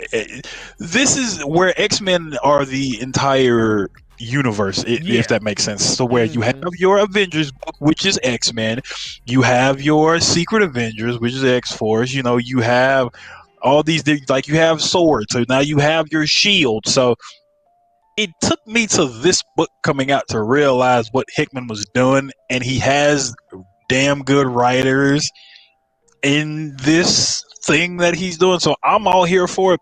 But again, people, it's Al Ewing on an X book in space. If you read his Ultimates, he does space stuff very, very fucking well. He does everything very well. He really does. This will basically be X-Men Ultimates. This will be X-Men Ultimates, basically. Yes. Actually, another thing I want to point out too, and this is a Valerio Sheedy. One thing I like about the way they do Magneto is that they actually make him look like he's older. Yeah. Like, I like Magneto when he looks like he's actually older. Not like super old, but you can look at him and kind of tell that he's an older man. He's not like some young spring chicken.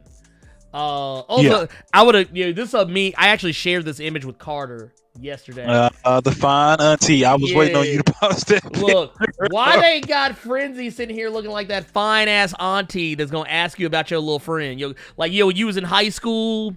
and you bring up like one of your friends be over at the house hanging out, you playing video games, hooping, playing basketball or something like that, and then like your auntie, your fine ass auntie come walking up to us, oh, who's your cute little friend? Like that's a look she got on her face right now. She like, who's your cute little friend right there?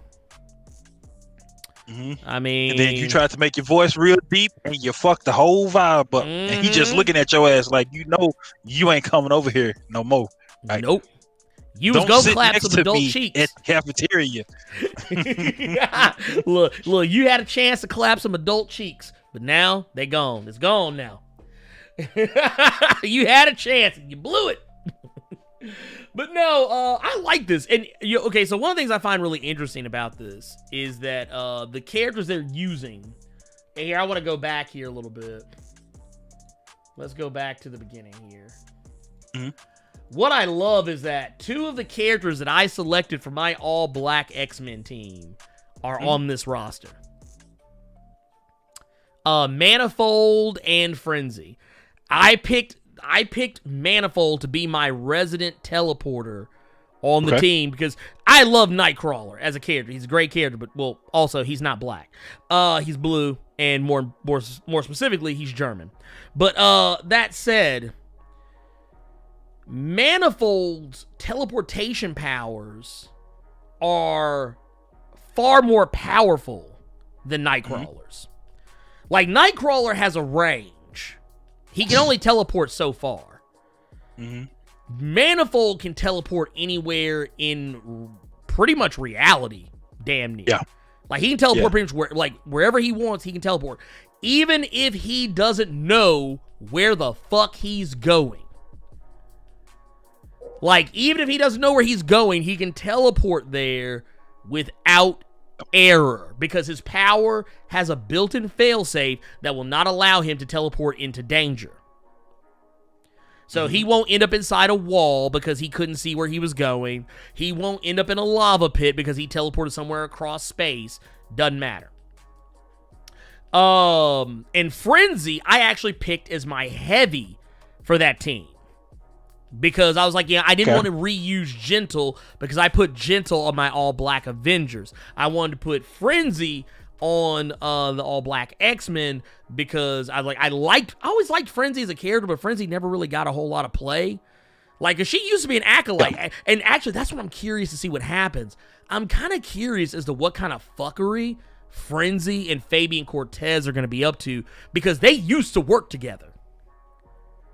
Like, that's what I'm curious about. I'm more curious about that than anything else in this book, other than whether or not Abigail Brand is, gonna, call Beast at some point. Just asking. But yeah, dude, I'm here for it. I am 100% here for it. Let's go. Cut the damn check. I'm here for it, goddamn. But yeah, I don't know, man. What do you like? What are you looking most forward to out of all this? Like, I like it's Al Ewing. It's basically the Ultimates with X-Men characters. It can't go wrong. I'm interested in seeing how Al Ewing is going to make this world because we haven't seen him on an X book. No, and I hold it. This will probably get me in trouble, but I hold Al Ewing in the same regard that everyone else holds Hickman. I don't hold Hickman to this just top tier standard that you all do. Even though what he's doing with the X-Men right now is phenomenal. I got Ewing, Hickman right here.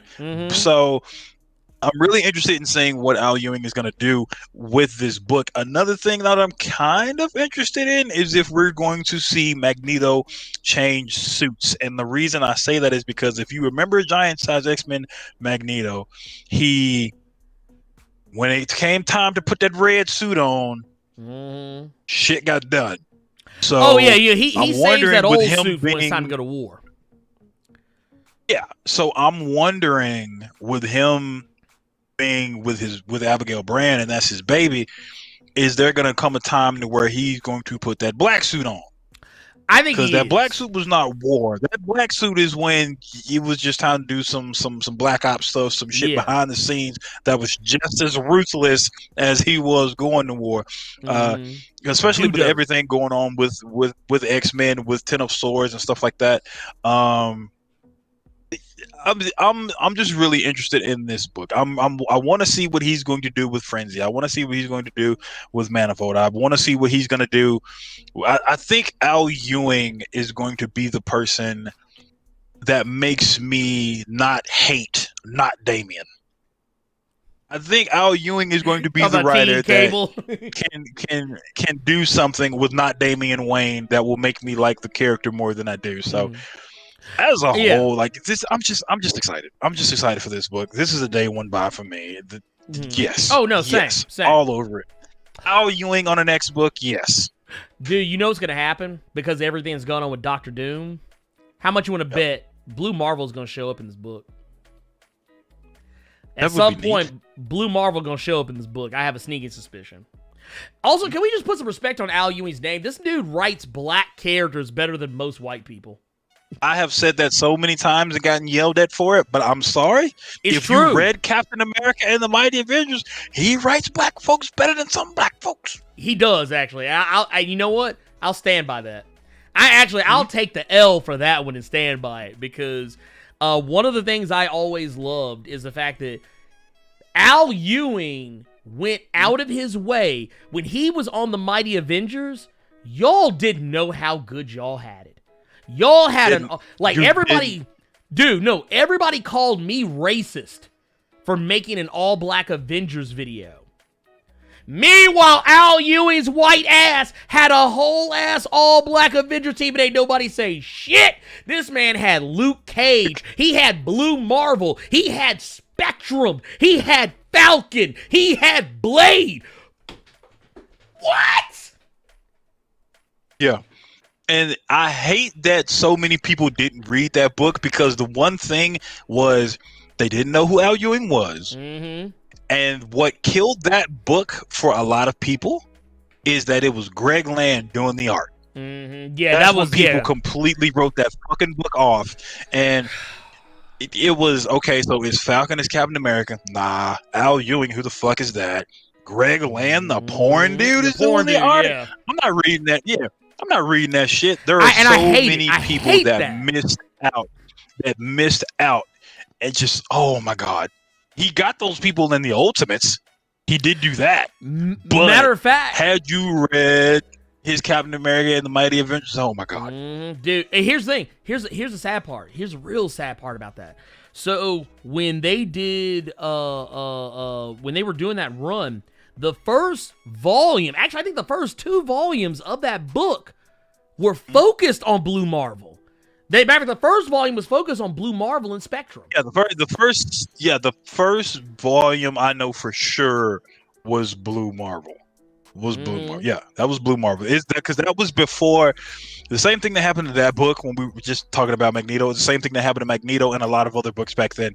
They were really good, and then events happened, and they had to tie in with those fucking events. Oh yeah. So, people, if you can go back, go to any comic shop, find them trades. I'm pretty sure those trades are cheap as shit now. Go read that Mighty Avengers book he did. Oh yeah, you will love it. You will love it. I will give you your money back if you hate it, and I stand by that statement. LJ Brown, because I know LJ Brown is probably gonna love it, but tell me he hated it just so he gets some money in his pocket. But I will give you your money back if you do not love those books. Dude, I'm telling you, man, it's good shit. It's good shit. And then what was it? Losersaurus. That's correct. Yes, Losersaurus. Yes. They do fight Shuma Gorath. Yes. And Spectrum fucked his ass. Oh, I'm talking. She towed his tail. But no. let's go ahead and keep it moving on. We got so much. Okay, here, let's go to the next story. This is gonna be kind of a quick in and out. We got another story. Marvel is teasing that they got more in store for the character Ghost. If you were wondering, like, dude, are they just gonna do a one and done with Ghost in Ant-Man the Wasp? They seem to just kind of like throw her in as a villain, then turn out spoilers for Ant-Man the Wasp. They throw her in as a villain. She's not really a villain. It actually turns out that she's just kind of she's like a tragic anti-villain. Like, she's a bad guy, but only because she's doing bad things to fix a problem that she didn't ask for, basically. Like, her powers were inflicted upon her as an accident. She didn't want to be the way she is, and her powers are killing her. And basically, she's doing awful things to get what she needs to, do the damn thing. Now, I actually paused it before we even get into the story. I want to go ahead and say a ways back, I actually said that I think when people were talking about, oh, how are you going to do the Thunderbolts? How are you going to do the Thunderbolts? I was like, well, you still have Ghost. Ghost is still around. Abomination ain't dead. You still have Baron Zemo. Baron Zemo's still around. And you can honestly make a case that even though I don't think they'll bring this character back anytime soon, you could also make a case that Yellow Jacket ain't dead, even though we saw him clearly get crushed. But one could just see, you could always come up with some comic book bullshit. Don't forget, we still got a whole ass Loki running around because of the time split up. And there's so many other characters who could technically fill that role that that we haven't seen yet. And they could even bring in new characters we've never met. But that said, what Marvel had to, there's a post that came from Marvel.com very recently in regards to Hannah John Kamen, who is the one who is played that particular character. But it's one of those situations where they basically did a post basically breaking down Ghost history with the debut film, talking about all of the stuff that kind of went on with it.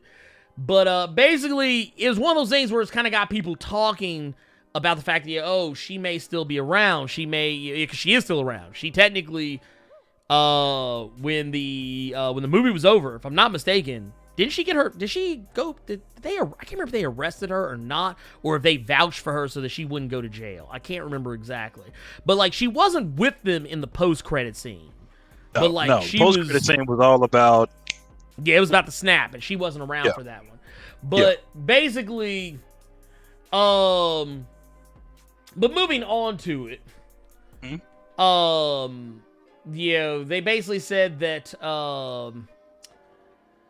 there is it's basically in this little breakdown that they do where they tease that Scott's time in the quantum realm and the conclusion to Ghost's journey are stories for another time.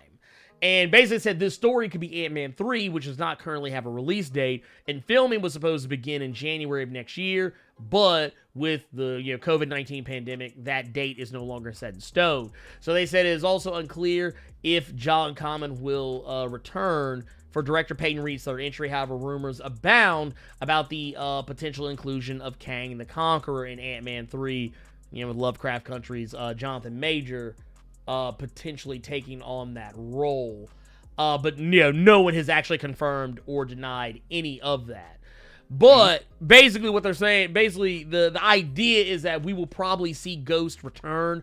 But because kind of like and I hope they don't do it in this particular way, but kind of like how we saw that his kind of doofy bumbling idiot thief friends came back for the second movie.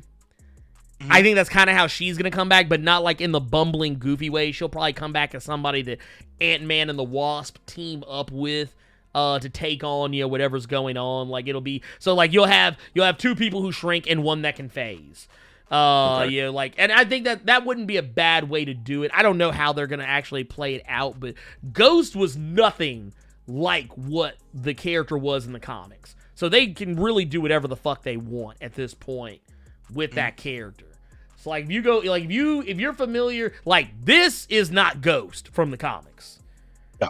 Ghost from the comics is an irredeemable character. It has no redeeming qualities whatsoever. Smelly, creepy old man who had the Linus dirt marks wherever he went with that suit on. Dude, right? And this character actually had more gravitas than that character could ever fucking have, which is one of the reasons why I say sometimes you don't have to follow the comics to a slavish point, because sometimes you could take a character who is problematic and turn them into something much better, which, case in point, M'Baku in Black Panther. They said, we are not calling this brother Man-Ape in 2018. They said, it is 2018. We are not calling a brother Man-Ape on camera. Not at Disney. Not at Disney, we ain't doing that shit. So they was like, dude, they said, we still ain't lived down Song of the South. We ain't calling that man no Man-Ape. His name is M'Baku.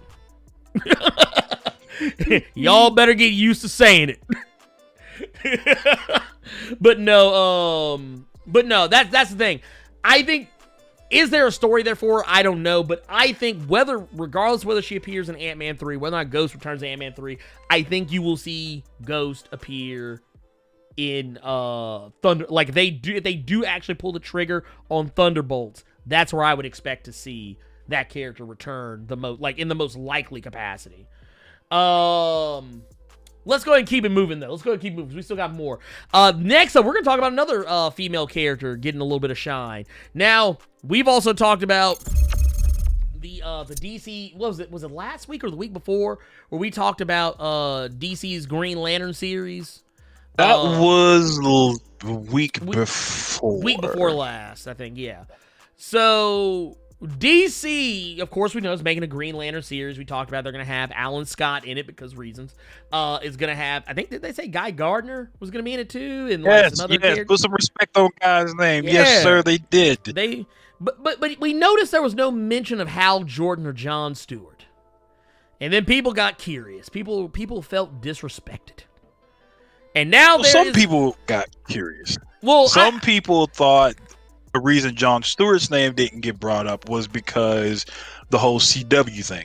Because it's looking like they're technically making Diggle. His actual name is John Stewart or John Diggle Stewart or some random ass way people are saying that it's looking like he's really John Stewart the whole time. Well, yeah, remember his stepdad, his last name is Stewart in the show. Mm-hmm.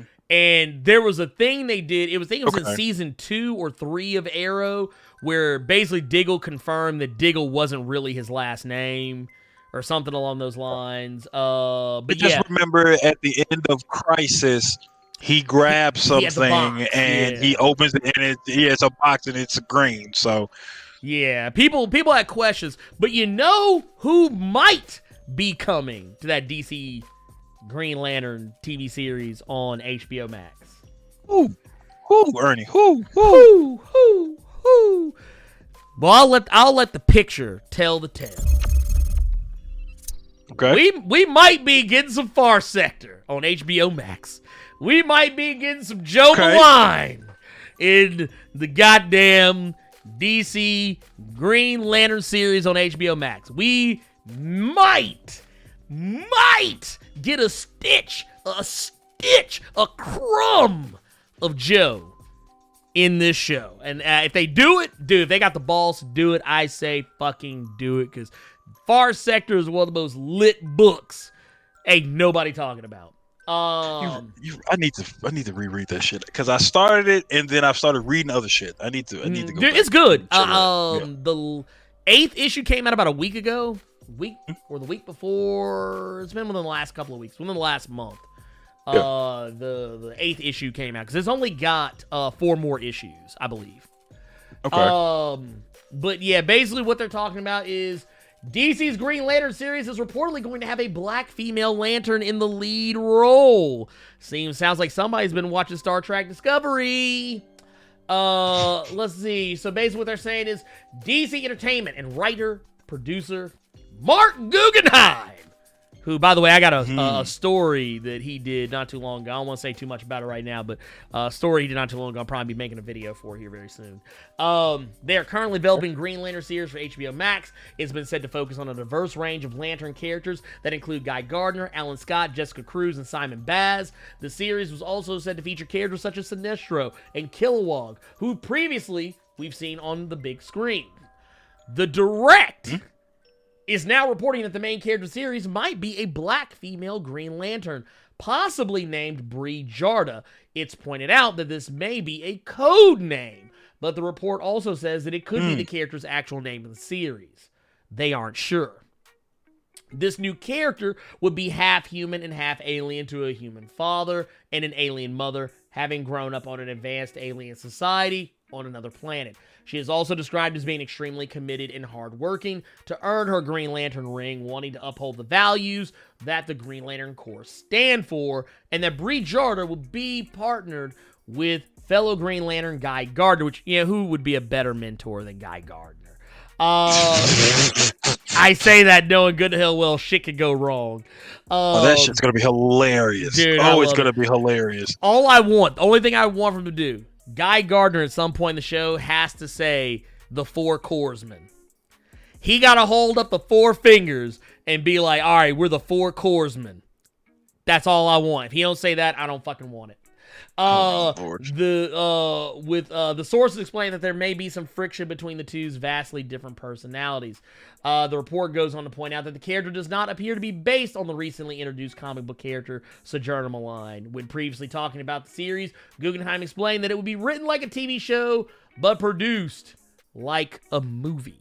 Now, that said, I think it's a grave mistake. They should use Sojourner. I think Sojourner is a great character. Not to mention, built-in fan base. It's easy. It's easy. Don't do the thing where you're going to make this new character but give her backstory. Don't do that shit. I've seen that in so many different things. Don't do that shit. Dude, because I'm going to tell you right now, because Joe's backstory is really fucked up. Okay. Her backstory is fucked up. Like, and it's relevant. It's relevant to what's going on right now. Okay. It's relevant to what's going on right now, and it sucks that that she, like, she's being folded into the Prime DC continuity now because of DC Future State, and I hope they let her stay in the current continuity, because what I would love to see a book with Naomi and Joe working together. I wouldn't mind seeing that. Matter of fact, you know what? That might be a project for later. We'll see. But yeah, basically, Mark Guggenheim wanted to say that I happen to believe, and this is not a universally held opinion, that you can't do a 10-hour show or an 8-episode show like an 8-hour movie. I don't think that works. When I see it done, there's always some flabby episodes in the middle. I think you have to approach it like a TV series and approach each episode like its own entity. Even though it's streaming, even though hopefully people will binge it, you've got to make each episode a satisfying meal. This is why shows like The Mandalorian work. My 2 cents, not his. You've got to look at it with a different tempo than you would have in a 2-hour movie. That being said, certainly the show for HBO Max that we're all working on, we are approaching it with the production ambitions of a movie. So we're writing it like a TV show, but we're hoping to produce it like a film. Basically, what that means is he wants the production values to be of the quality you would expect to see in a live-action movie, which is essentially what The Mandalorian is. It has movie, like Hollywood movie production levels, but it's a TV show. Same thing that you could say for shows like Watchmen or Game of Thrones or Lovecraft Country. These are shows that have movie quality productions because they could put money behind it. But they are TV shows. I mean, I wouldn't say a lot of those shows would have episodes where, there's like I think every series would have that one episode where it's like, you could skip that episode. But I mean, if you wanted to do it to where it had that high quality budget, but it still had that feel of like you're watching something complete, he could go I hate saying the name of this channel because it always makes me laugh, and we have some freaks in the chat right now, but you could go the BBC route, and it could have just been, I knew you're gonna fucking do it, but you could have went the BBC route of, you could have a show like Green Lantern with maybe 4 episodes. That way you could still have that budget, and it could still be a solid piece. It could still be a great story, and it won't be something that you feel like you have to stretch 8 episodes, 9 episodes, 10 episodes. Correct. So I think going the oh my god, I'm gonna say it again. I think going the BBC route would have. I think going that route would have been a great step had they taken it. I hate all of you people. Hate all of you. I'm so sorry. Because I'm a child. Anyway, LJ, you ain't shit. Is it Carter? Oh, damn. I love it. I'm here for it. I'm here for it. Okay, anyway. Sorry about that. All right, let's keep it moving. We got another story. Now, this one, your mileage may vary, but one of the things I actually thought was really funny was one of my friends, Maria from Approach the Nerd, who, yes, we are still friends. Maria asked me something the other day when we were talking about DC Future State, because she saw the show. She came in on late, but she was asking me about the new Flash that's in DC Future State. And she was asking me, she was like, is that a boy or a girl? I was like, I can't tell. And I thought that maybe she got it mixed up from like the pictures of the one from the Suicide Squad book, because there is a female Flash on that team. But come to find out, I was like, no, it's a male character. Just they might have taken some weird liberties with the way they drew the character. Well, here's something very interesting that we have now learned. This Flash is not male or female. They are non-binary. So this Flash that we are going to be meeting, the new Flash, which is Jess Chambers, a.k.a.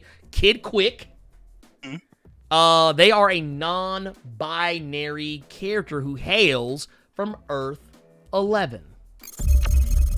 So, that said, for those who don't know, that basically means, if you don't know what non-binary means, basically means that they do not prescribe to male or female they more so like they, them kind of deal. They, them, ours, and so on and so forth. Basically, my stepkid.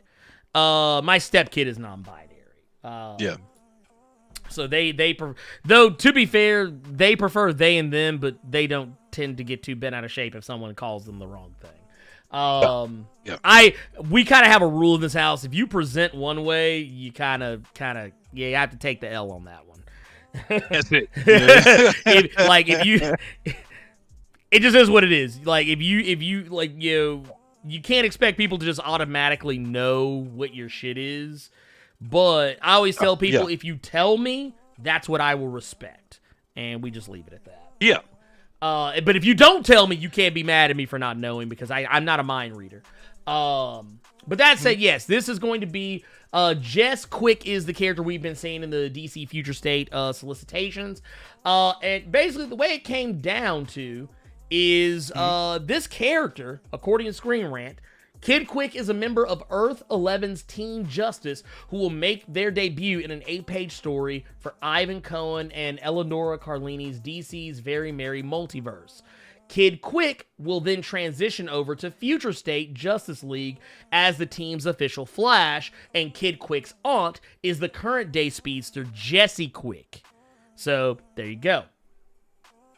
But they basically went on to say that Ivan Cohen said that I suggested that Kid Quick could be Earth 11's first gender-fluid character, and once editors saw Eleonora Carlini's terrific take on the character design, there was suddenly a lot of interest in them for stories beyond the Merry Multiverse special that's coming out in December. And then they go on to say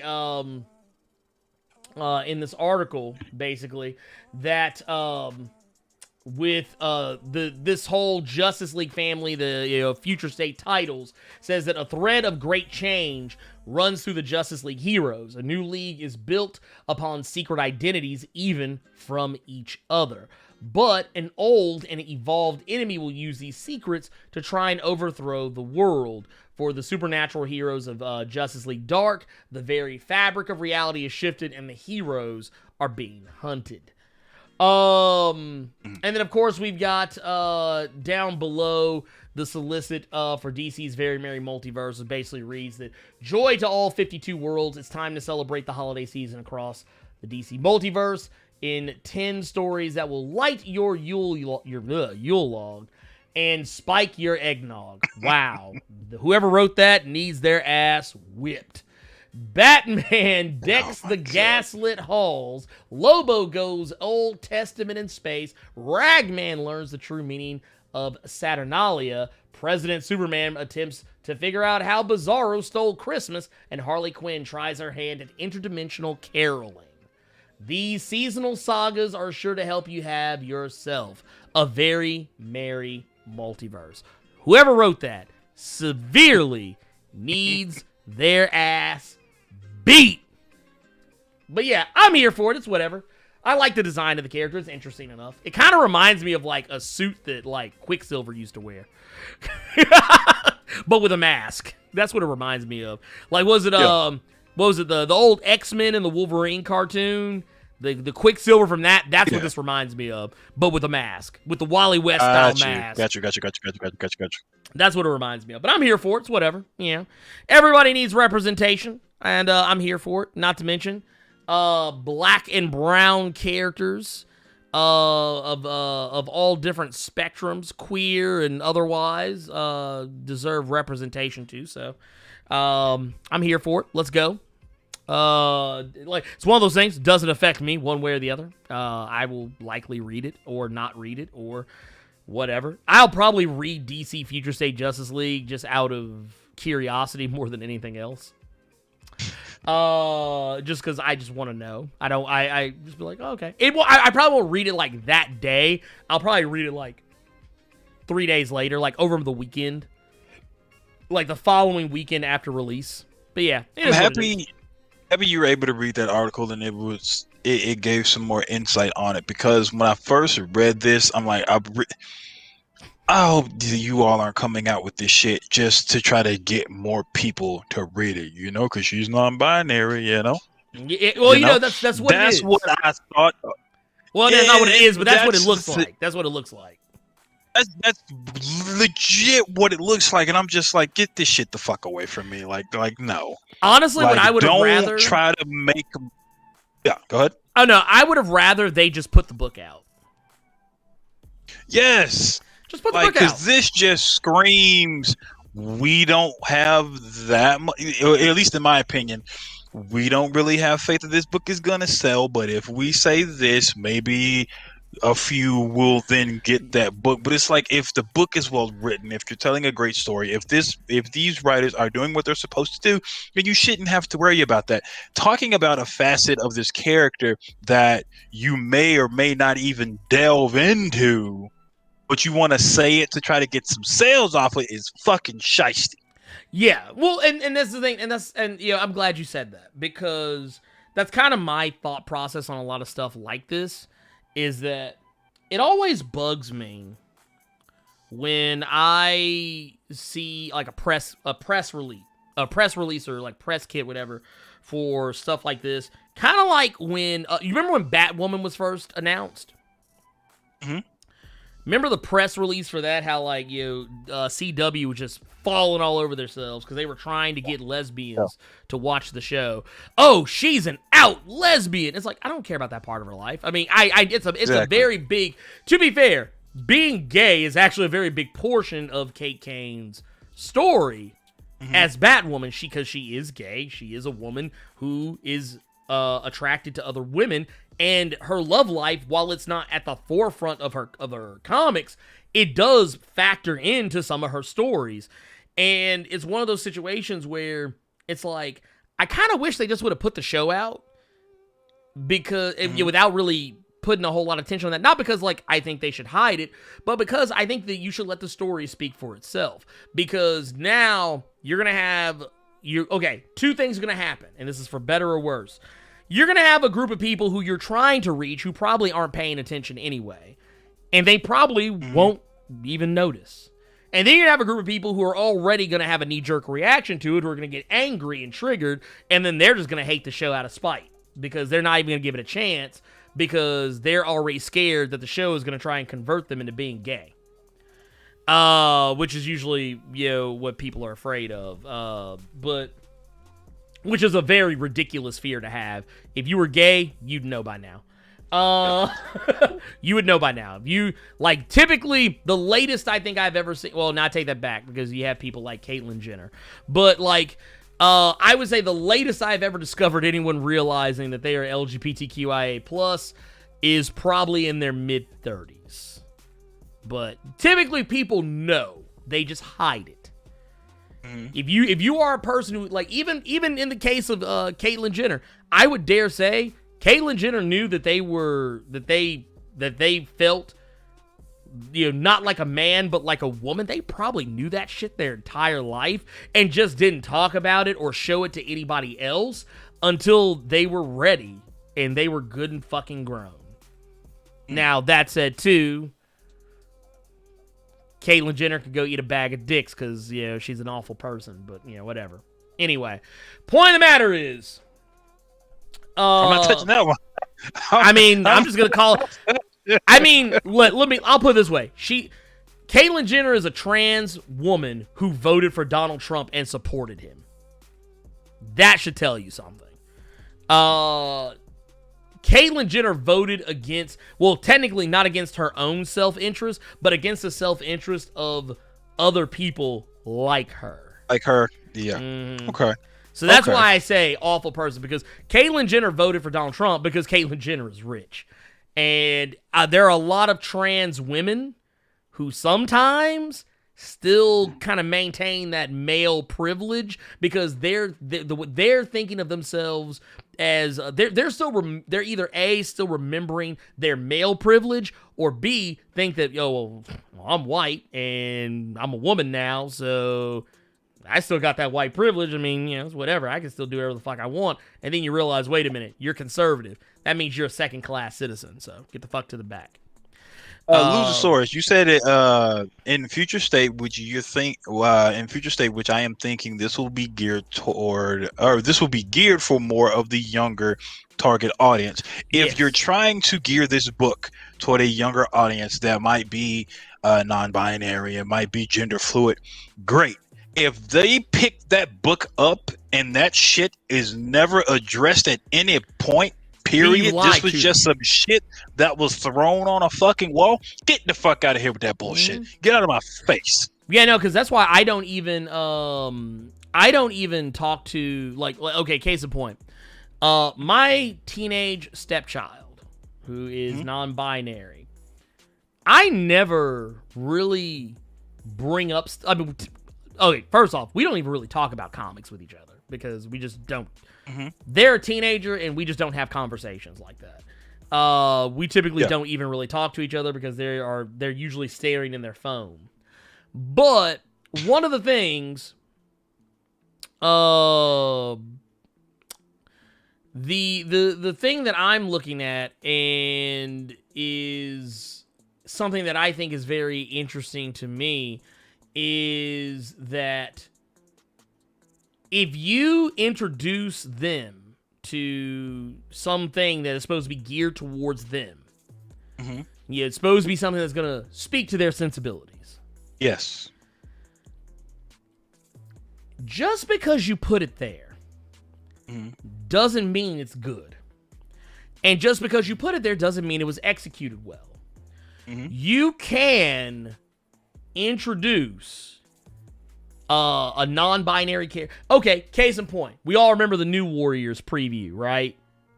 The gender fluid, the two gender fluid characters that they revealed, and how we haven't seen hide nor hair out of them characters since. They let that shit quietly die because they knew they knew they fucked up when they did that shit. Because here's the thing. If you're not going to address it in the story, if it's not going to play any major part in that person's character arc or like who they are as a person, then okay. Case in point. You know why Muslim Americans and Pakistani Americans connected with Kamala Khan? Because it was a part of her story. Her being Muslim, her being Pakistani American, it was all a part of her story. It was baked into the plot. It wasn't something that was like, oh, guess what? We got a new character, and guess what? She's a brown chick. Ta-da! We did it! We did it, everybody! All right, cool. Everybody pack it up. Let's get out of here. Hey, man, you hit the lights, man. We did it. Yeah, money, we did it. Money. We gonna put it in the game, too? We put it in the game? Oh, shit. Right.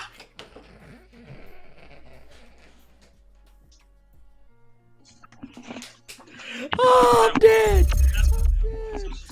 Like, come on, That's y'all. what they did, but that's what they did. Yeah. And here's the sad part about it is that that's not why people gravitate to that character. If you read Miss Marvel, it doesn't come up every single freaking issue, but ever so often, they bring up aspects of her culture and talk about it and try and explain it in a way that makes sense.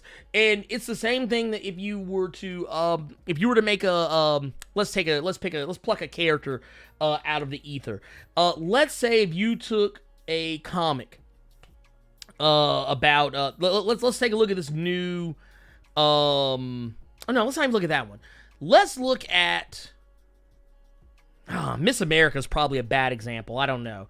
Maybe not, because you know what? Miss America has two moms. Mm-hmm. And they treat it like it's the most normal thing in the world because where she comes from, it is fucking normal. Yeah.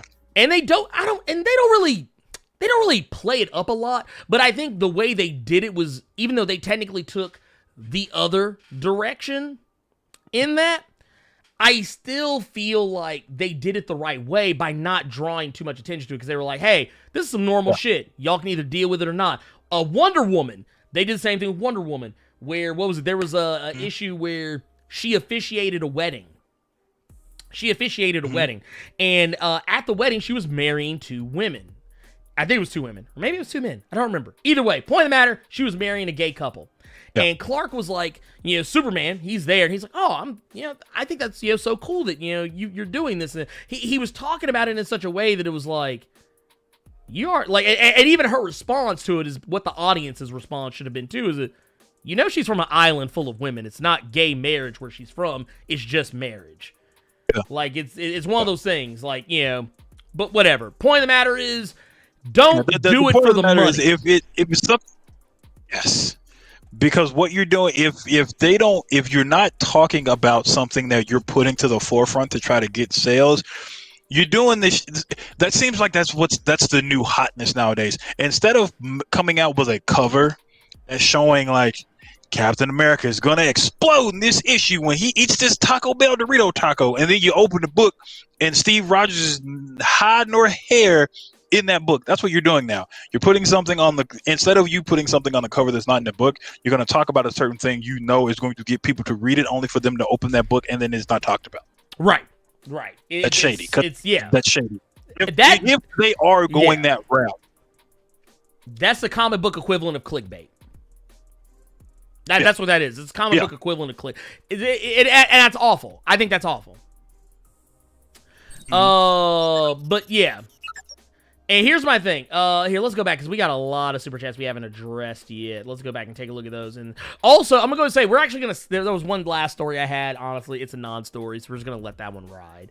I think it's safe to say we all know that the studio involved with making Suicide Squad heavily fucked up that movie. So we're not even going to bother talking about it. Anyway, point of the matter is, let's go take a look at what we got. We got my guy Gilla V coming through with the $5 super chat. Says, the Blerd Cave. I'm loving it. Thank you. We appreciate you coming through, showing that love and respect. By the way, if you have questions, go ahead and start putting them in the chat right now, because we're about to move to the question segment of, oh, no, we're not. Lies. We're not moving to that. But go ahead and start putting them in. Because we are going to address those here in a minute.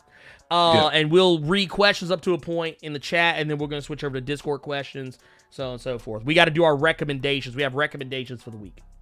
I almost forgot. The COBY coming with the $2 super chat says, are the Inhumans Marvel's redheaded stepchild? Yes, they are. Yes, they fucking are. And nobody loves them. They like the Eternals better, which I was actually supposed to talk about the Eternals. We didn't do that either, but fuck it. It's whatever. See, none of y'all remembered, and that tells you what people think about the Eternals. Nobody remembered that I said it earlier. We got Carlos Johnson with the $4.99 super chat says, do you remember when Fabian was mad at Magneto for joining the X-Men in Utopia? He was mad salty. Last time I seen him was in Necrotia. I think, he was in Necrotia, but his last appearance pre-House of X was Matthew Rosenberg's Uncanny X-Men number 21, I believe. Or maybe it was 22. I can't remember exactly. But yeah, I do remember that shit. That shit was wild. Conway Bergdog with the $4.99 super chat is actually looking to see where the heck Darwin is. He is in the vault with the Children of the Vault alongside Sync and X-23. I think that's a story arc that won't be addressed until post Ten of Swords, if I'm being brutally honest. Darkman EX. What is going on? Says we got the BBC route is always the best route. See, Carter, that one was for you. And listen, leave me alone. Let's see. Tubes one come with the $5 super chat says just got back to my first archery class. Oh, I'm not. Oh, we got the Black Arrow out here. Shit. The Black Arrow. Y'all better watch out. Y'all done failed this neighborhood. How did we get on Wonder Woman and Queer People? Oh, we were talking about the new Kid Quick. New Kid Quick is a non-binary superhero, which is becoming... I think honestly, because, and maybe it's because, my kid is non-binary and I encounter so many kids that they are friends with. I feel like, and even some other people who, I just know, I feel like non-binary is just kind of a thing that, just people are discovering because it's a thing now. A lot of people are it. It kind of reminds me of when, bisexuality became a thing. Yeah. And, when I was in high school and, every girl that I knew suddenly was bisexual. I'm not saying that as a negativism, but bisexual people are kind of the redheaded stepchildren of the LGBTQIA plus community, and I've actually heard that. They should put a bit on that of where each letters, where they were on the totem pole. So if you've never seen that before, it's hilarious. Just look that up. There's actually an animated version of it that's actually even more funny. If you can find it, there's an animated version of it. It's fucking hilarious. But no, and oddly enough, my non-binary gay child had watched it and also thought it was hilarious. So it's okay to laugh at it. But no, we got another super chat here. LJ Mac 03 says, "What's up, Blerd Carter? Sorry I haven't been on the live stream for a minute, but the other LJ is back. Shout out to LJ Brown." I appreciate you. Hey, look, we appreciate you one way or the other. Hey, look, we know you out here. You got stuff you got to take care of. Look, we ain't even mad at you, pimp. We ain't even mad at you. And look, we're in a multiverse. There's always room for multiple LJs. There were 3 Carters in here at one point. I had to put them all in the hole just so I'd be top dog. And let's see here. Let's go ahead, real quick. Let's go ahead and jump into, and I will go ahead and answer this question real quick because I know I'm gonna lose it in the chat here if I don't. Oh, not that one. That one.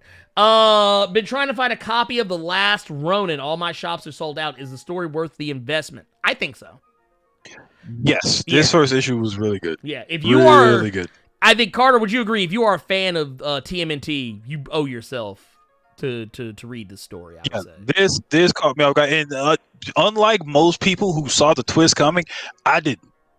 I did not see that twist. I didn't see that coming. I didn't either. I thought maybe and don't put it in the chat, please, people. Don't put it in chat, please. If you put it in the chat, you will get banned. I'm just going to let y'all know that right now because I don't want because if you put it in the chat and I ban you, I do not want any hard fucking feelings because you knew.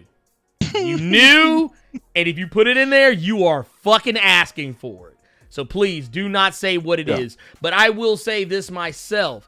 I did not see it coming. I had a sneaking suspicion of who it might be, but I was wrong because I didn't go with my gut. I went with my heart. I went with who my heart wanted to be. And I'm not going to say one way who it is, whatever. Okay, that said, let's get into our recommendeds. Carter, what book are you recommending this week? This is a new segment. I didn't want to go this route. Yeah, this is a new segment. New segment. The book that I thought I was going to recommend, I need to reread. Because I thought for sure I was going to go the Image route. But actually, recommended book this week, Thor #9 from the boy Donny Cates. This is a new arc with Thor to where Thor needs to take a little bit of a break. That man said he is tired He even took the tired. R out of that word. That boy said, "I'm tired, boss." So the story is actually starting out to where he's if you read the previous arc, he's been thinking about some Donald Blake. He's been thinking about getting some more Donald Blake in his life, and the way the issue starts is basically him asking Loki for a favor. Loki originally saying that he's not going to do Thor any favors because he already feels like Thor wants him to lie to people because he's wanting to bring Donald Blake back. So everyone's going to ask where Thor is. And Loki says, I don't want to lie. I'm not the god of lies anymore.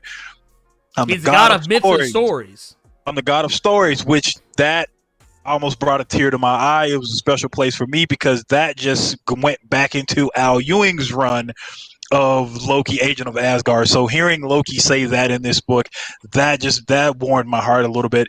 But he in the process of him bringing Donald Blake back, we see what Donald Blake has been up to since he has not been seen nor heard from since, I believe, Siege. I was going to say, that's what I was going to say. I haven't seen him since Siege.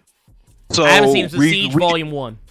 Number 1. We get to see what Donald Blake has been up to, and then read that issue.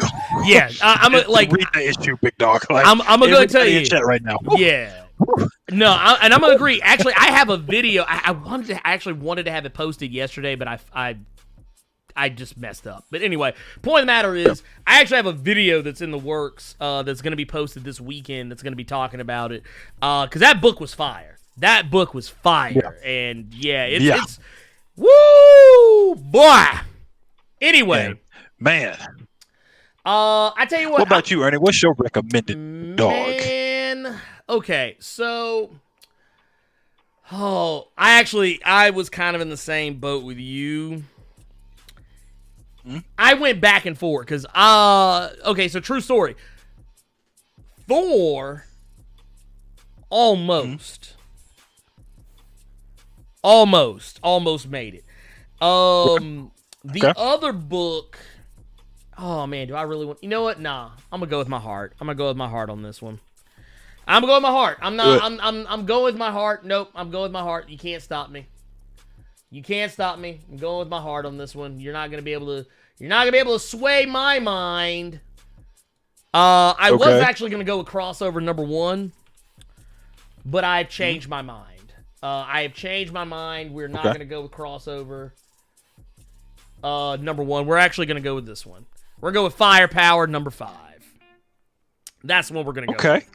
Firepower number 5, right there. There it is in black and white and a whole bunch of other colors. Firepower number 5 was really lit. This one, I've actually talked. You probably have never heard me talk about this book in any video because I actually talk about it more on the top 5 comics of the week videos every week. And what wound up happening was this book, for those who don't know, is basically. If you were a person who was not crazy about the Iron Fist TV show, and you're like, man, I really wish we could get some good Iron Fist. This is basically what that is. This is Image Comics' version of Iron Fist. And it's about this guy named Owen, who is a martial artist. He's basically been trained since he was a kid. His parents died a ways back, and he wound up at this monastery, and there was this secret martial arts order that basically learned how to harness the power of the human body to manipulate the air around them and ignite it and create a fireball. And when I say a fireball, I'm not talking about like when you ever watch like old Memphis Championship Wrestling. And like the guys back in the corner, all of a sudden, Jerry Law hits a woof, and like a little puff of like the firecracker paper pop up. No, I'm not talking about that. No, I'm talking about like a legit fireball, like an actual like when you you ever play like Street Fighter Alpha and you hit that Shinku Hadouken. I'm talking about that shit. Yeah. He can legitimately literally ignite the air around him and create big ass fucking fireballs, and he is the first person to be able to wield this power probably in the last 1,000 some odd years. And right now, he's living a normal life. He's no longer at the monastery. He left the monastery because of some specific reasons. And he's living a normal life. Actually, in this cover, who you see, the guy who's like reaching out like, no, don't. Yeah. That's Owen. Okay. And the woman that's being choked, like Ezra Miller got a hold of her, that is his wife.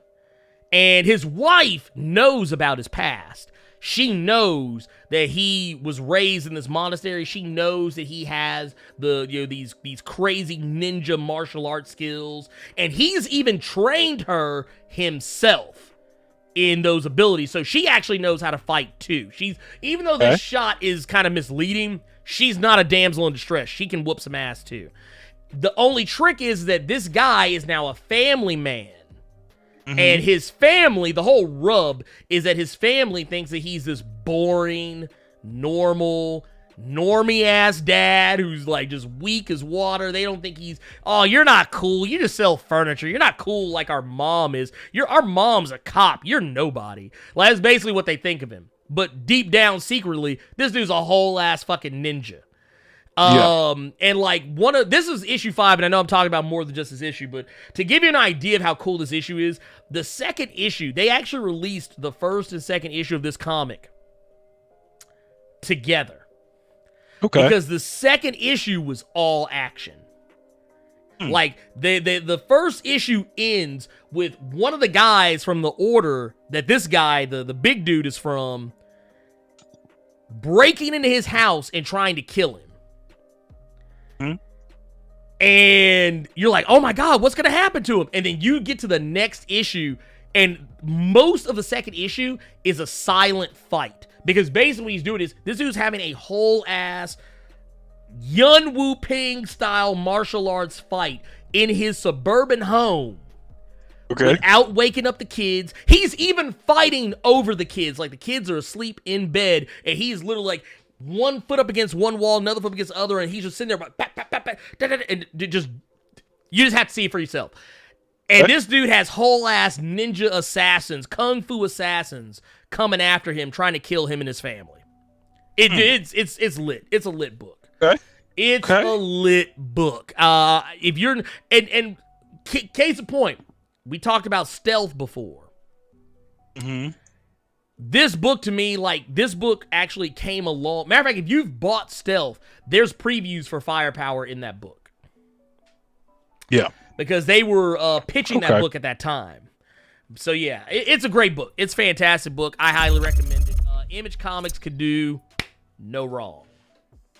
You feel me? All right. Mm-hmm. Now, I think I don't want to make it a regular shitting on stuff. But we do have a dishonorable mention. Uh-oh. Dude, that U.S. agent number 1. That U.S. agent. I thought you'd forget about it, and we were going to questions. I'm like, okay. Dude, that U.S. agent number 1, dude, it had me hurting. Because I don't even think it's a bad book. I want to preface everything I say. I don't think it's a bad book. It just doesn't. Mm-hmm. It's just a hard read, because I've told people, and they always disagree with me, that U.S. Agent, I always say U.S. Agent he's right-wing Captain America. If Captain America was conservative and voted for Donald Trump. That's basically what U.S. Agent is. And in this book, man, they make it really difficult for you to want to like him. They you know when people say, oh, they never write books for conservatives. Okay, well, here's your book. But here's the thing, though. Christopher Priest is going out of his way to let you know U.S. Agent is not someone you should like. He's writing him in such a way, you're not supposed to like U.S. Agent. There's a couple of points in this book where U.S. Agent gets straight up racist. Did he call somebody a chink? Did he call dude a chink or called him yellow or something like that?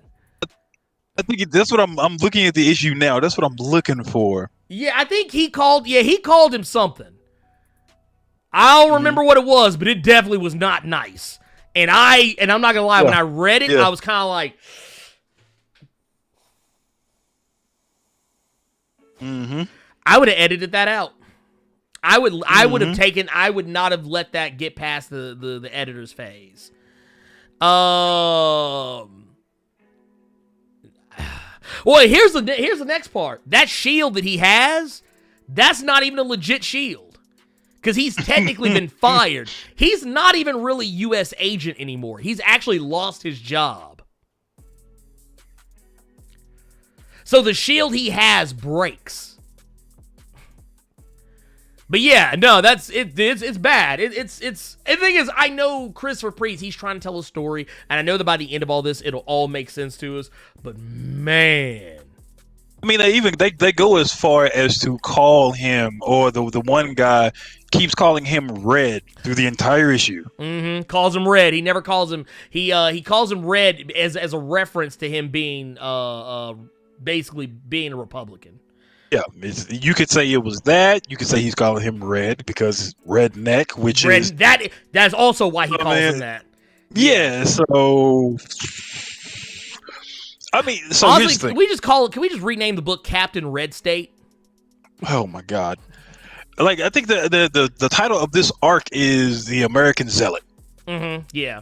I should have given you an idea right then. Number two, I feel bamboozled because I said I was going to read this book because Christopher Priest was the one that writing it, and then I saw Marco Cicchetto's cover, that cover that we have on the screen right now. So I'm like, okay, Cicchetto's doing the art for this book with Priest. I'm all over it. Marco Cicchetto is doing the covers for this book. He's not doing the interiors. I'm heated off rip. Yeah, it was. I was not pleased. I was not pleased at all. But yeah, I just wanted to put that out there because normally I don't like to talk too much shit. But this is a book that me and Carter both were kind of like, this ain't it. Yeah. This ain't it, Chief. And if Carter and I are on the same page about something that we don't like, I got to talk about it. I got to talk about it. I'm sorry. Because usually I'm a lot nicer about shit than Carter is. Carter will just hit y'all with that shit. He'll rip the Band-Aid off y'all's ass. I'll be kind of like, no, I'll just pull it back a little bit. But no, it's not great. Not great. But let's jump into questions. We got a super chat in here already too. Chi-Town Dan says, so what's the over-under on Storm surviving her fight with death? I actually think Storm's going to survive. I think she's going to survive. I think she's going to live. Yep. I do think that she is going to be forever transformed by that fight. I think that it will. I say she was going to be forever transformed. Well, I will agree with that. I think it's going to forever change her because I feel like. I'm sorry. I feel like Death is going to break her off. I feel like he go get a pipe in there. I feel like. Yeah, I feel like Death's gonna pipe that out. I feel like Death's gonna smash right after the fight is over with. It's gonna be blood and animal noises and jungle sounds. But yeah, I feel like Death is gonna hit that. I feel like I think that might kill her. Might kill her. That's what we're talking about. That man said the death pipe. Oh my God! Look, he about to give her the death stroke. Danger. Look, Carter done with me. All he done. He's a dog. He's a cut this shit off.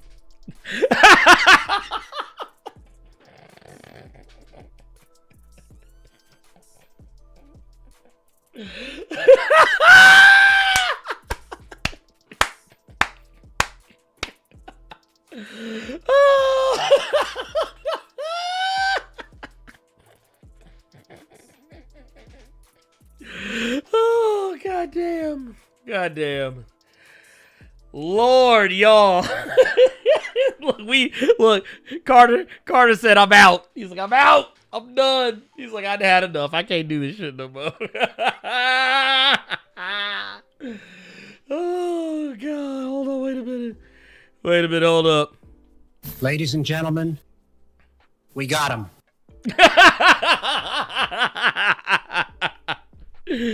Oh, Lord Jesus Christ. Okay. All right, y'all. But no, in all seriousness. We're gonna take questions. Okay, so let's see here. What do we got here? Thank you for that super chat, by the way. All the super chats. Let's see here. Oh man, let's see. I'm looking through here trying to see if we can find some questions. I'm trying to see if I can find some questions.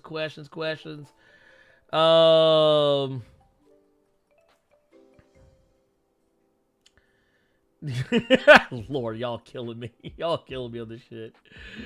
Oh, let's see. Let's see here. I'm going through them. Let's see. U.S. agents QAnon and the Proud Boys body man. He really is. He kind of is. Is there a particular fight that you guys looking forward to in 10 of Swords? Yes. I'm actually looking forward to how Betsy's going to do against Iska the Unbeaten. Because it was teased. It was teased in for the solicits for, I believe it's Excalibur number 14? Maybe. I think it's 14, possibly. I'll have to consult the books.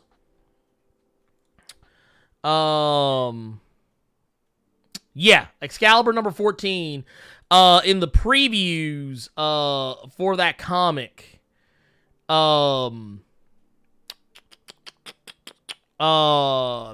and Iska have a back and forth that is very, very interesting. So I'm very curious to see that. I also would like to see some more interaction between Cypher and Bay the Blood Moon. And also, of course, curious to see how the whole Storm Death thing is going to play out. Oh, Lord. Y'all need to quit. He's quit. Blerd. Oh, God. Death thunderclap in them cheeks. Oh, God, I'm dead, y'all. I'm dead. Look, we're clapping him sideways. It's Carter. Look, Carter might come back. He might come back. He may come. We may switch the camera feed till he come back. But let's see here. Oh my Lord. My Lanta. Okay. Blerd, do you think we will see Blue Marvel in the MCU? I think it's possible. I think it's incredibly possible. However, I don't know when. It's more likely than not. However, the problem you're going to run into is where do you introduce him? Because Blue Marvel is one of those characters who's rarely had his own book. He typically finds himself on team books. So I think it'd be more likely if he were introduced in like another character's movie first, as opposed to getting his own movie. Now, what character that would be is a whole other story. But I say that the more Monica Rambeau's stock rises in the MCU, the more likely you'll see Blue Marvel. If I had to hazard a guess. Let's see here. Let's see. We got, what was it? Trents5 says, hey, what's up with Bishop? Ain't seen him in a while. Bishop is dealing with some Marauders-related shenanigans, if I'm not mistaken.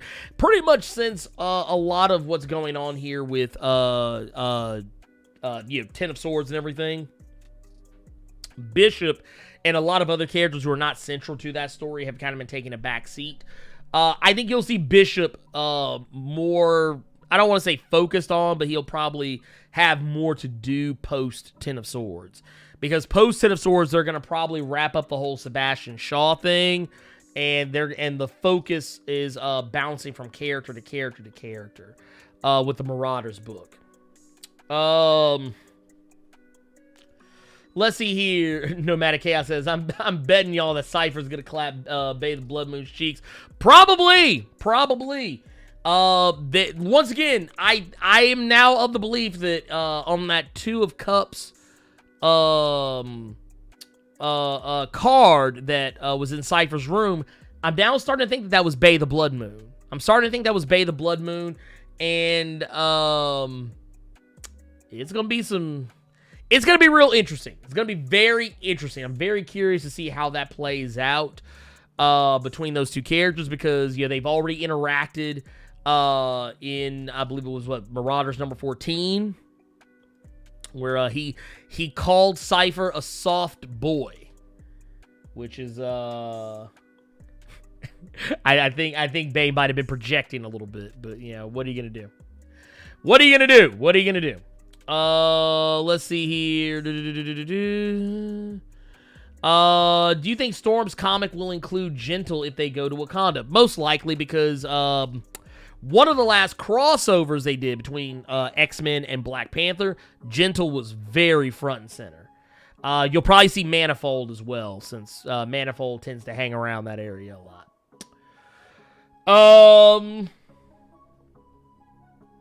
Let's see here. What else we got? Strike Force. No, I don't think Strike Force was I think maybe it was canceled, but I think it was a limited run. Because they ran all of their issues. It may have been canceled because Marvel has been stealth canceling books, and unstealth canceling books as well. So there's no telling. But as far as I'm aware, Bay is a dude.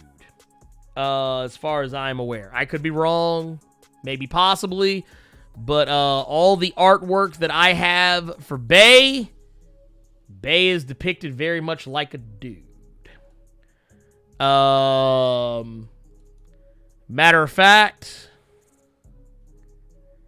here, let's go back some. Where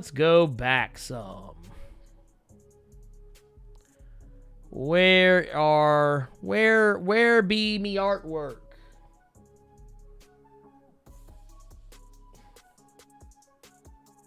Let's see.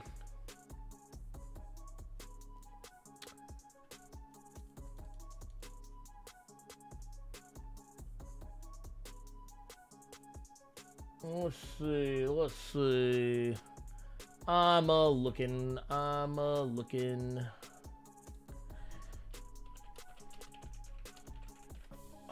my goodness.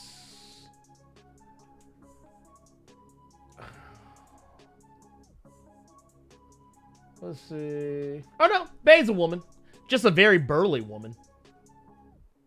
I'm here for it, regardless. I like her even more now. Let's see here. What else we got? And let's see here. Are you still doing the live stream on Twitch for the hospital? Yes, I am. Actually, as soon as we wrap up this, I'll be heading back over that way. Let's see here. Let's go. We're going to go ahead and switch over to Discord questions, because that's a thing that we have. Here, let me pull up these. And here, let me go. Here we go. What we got? There it is. There's my Discord server. I'm always like in somebody else's. All right, so we got Turatark says, what are your opinions on Slapstick from the Marvel Comics universe? Oh my god, Slapstick, that is a character I haven't thought about in some fucking years. Honestly, I don't really have an opinion of Slapstick. I'm actually perfectly fine if Slapstick never shows up again ever in life in the history of anything. Also says, I have an interesting challenge idea, not a most shocking list, but the list of plot twists you like that you auto predicted that came true.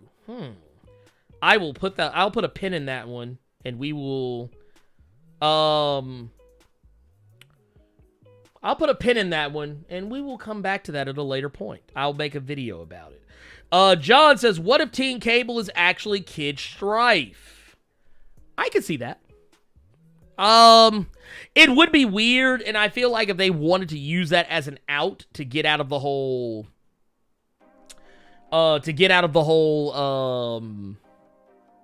what's his face, the death of Cable and all the other stuff and the consequences thereof.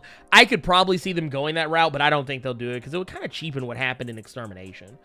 And see here, Losersaur says, with all the stories you were covering, do you think that The Last Ronin would be a short miniseries you'd be down to cover and review, even though TMNT is kind of left field for the channel? I wouldn't be against it, honestly. Here's the thing. There are going to be some factors coming up very soon, and I can't talk about it right now because I haven't made anything official. There are some factors that are going to kind of change what direction my channel goes in some aspects. Not necessarily saying that I won't be able to do what I want. I will be able to do what I want, but I will be advised to do certain things that might actually suit me better than, say, certain other things. So basically, things that don't get traction will probably die a slow death, or maybe a fast one. Things that get a lot of traction will probably get a lot of repeat business. Let's see here. And this question is actually really easy because this one's from Yasuke. I already answered this. They asked, what did y'all think of the first issue of Priest, John Walker, U.S. Agent? Yeah, we thought things.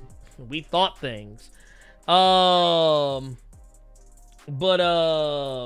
Let's see here. That said, I think we're gonna go and get out of here. I do want to remind you guys, I am going to be over at, I'm actually in right now, literally, as soon as this ends, I am going to be heading over to twitch.tv/nerd901. Come follow me over there. I will be doing a stream. It's going to be to benefit Le Bonheur Children's Hospital. We're trying to raise money to help these kids out and basically try and make it to where parents don't have to spend money out of pocket, or at least as little as humanly possible, to save their kids' lives and help them get past all sorts of crazy illnesses and ailments, viruses, diseases that no child should honestly have to live through or have to suffer through. And that's what we're going to be doing. Earlier, before the Blerd Cave, we were playing some rounds of Uno Flip, where I'm actually going to go look and see what they're playing right this second, actually. If I'm not mistaken, I know they're still going strong. We're going to be going to like 10 p.m. tonight, Central Standard Time. I think right now they are playing Remnant from the Ashes, one of my personal favorite games. It's kind of like a Dark Souls style game, but with more of a focus on guns. They are, let me see what they're doing. Oh, you know what? I forgot. I got my free Twitch Prime back. Here, we're going to put that to good use. But yeah, right now... Or no, I think they're back to playing Uno. Nope, they're back to playing Uno. So yeah, they're back to playing Uno. So actually, I'm going to try and jump in and get me a few hands of Uno in. And I hope you guys do too. But right now, it looks like with 4 some odd hours... Here, let me see. With a scant few 4 hours left right now, they are, let's see, what do they got? They're at $1,283 out of 5,000, so that's actually pretty freaking awesome. I will see you guys over there, hopefully, and come join in. It'll be fun. It'll be awesome. It'll be great. I think that it'll be definitely something to enjoy. I will catch you guys later. Don't forget to check the community tab if you're a channel member, a new channel member, to go check out the top 5 comics of the week. Also, stay tuned because I'm going to try and come up with a little something special for channel members and patrons. It's going to be maybe a once or twice a month style thing. And, of course, stay tuned because I also have a video that's going to be dropping here in maybe an hour or so. I hope you guys enjoyed today's stream. I love you guys. so much. Thank you all so much for hanging with me and sticking with the channel through all the craziness and the chicanery and the bullshit, the ups, the downs, the highs, the lows, whatever. But I do want to say once again, thank you guys so much for going out there, rocking the vote the way that many of y'all did. Also want to thank you guys for putting up with me and my bullshit. Also want you guys to know I love you all 3,000. I want y'all to please be good to each other, be excellent to each other. Make sure you are washing those damn hands. And if you're going out in public, wear your goddamn mask. I'll see you guys next time. Keep it plus ultra.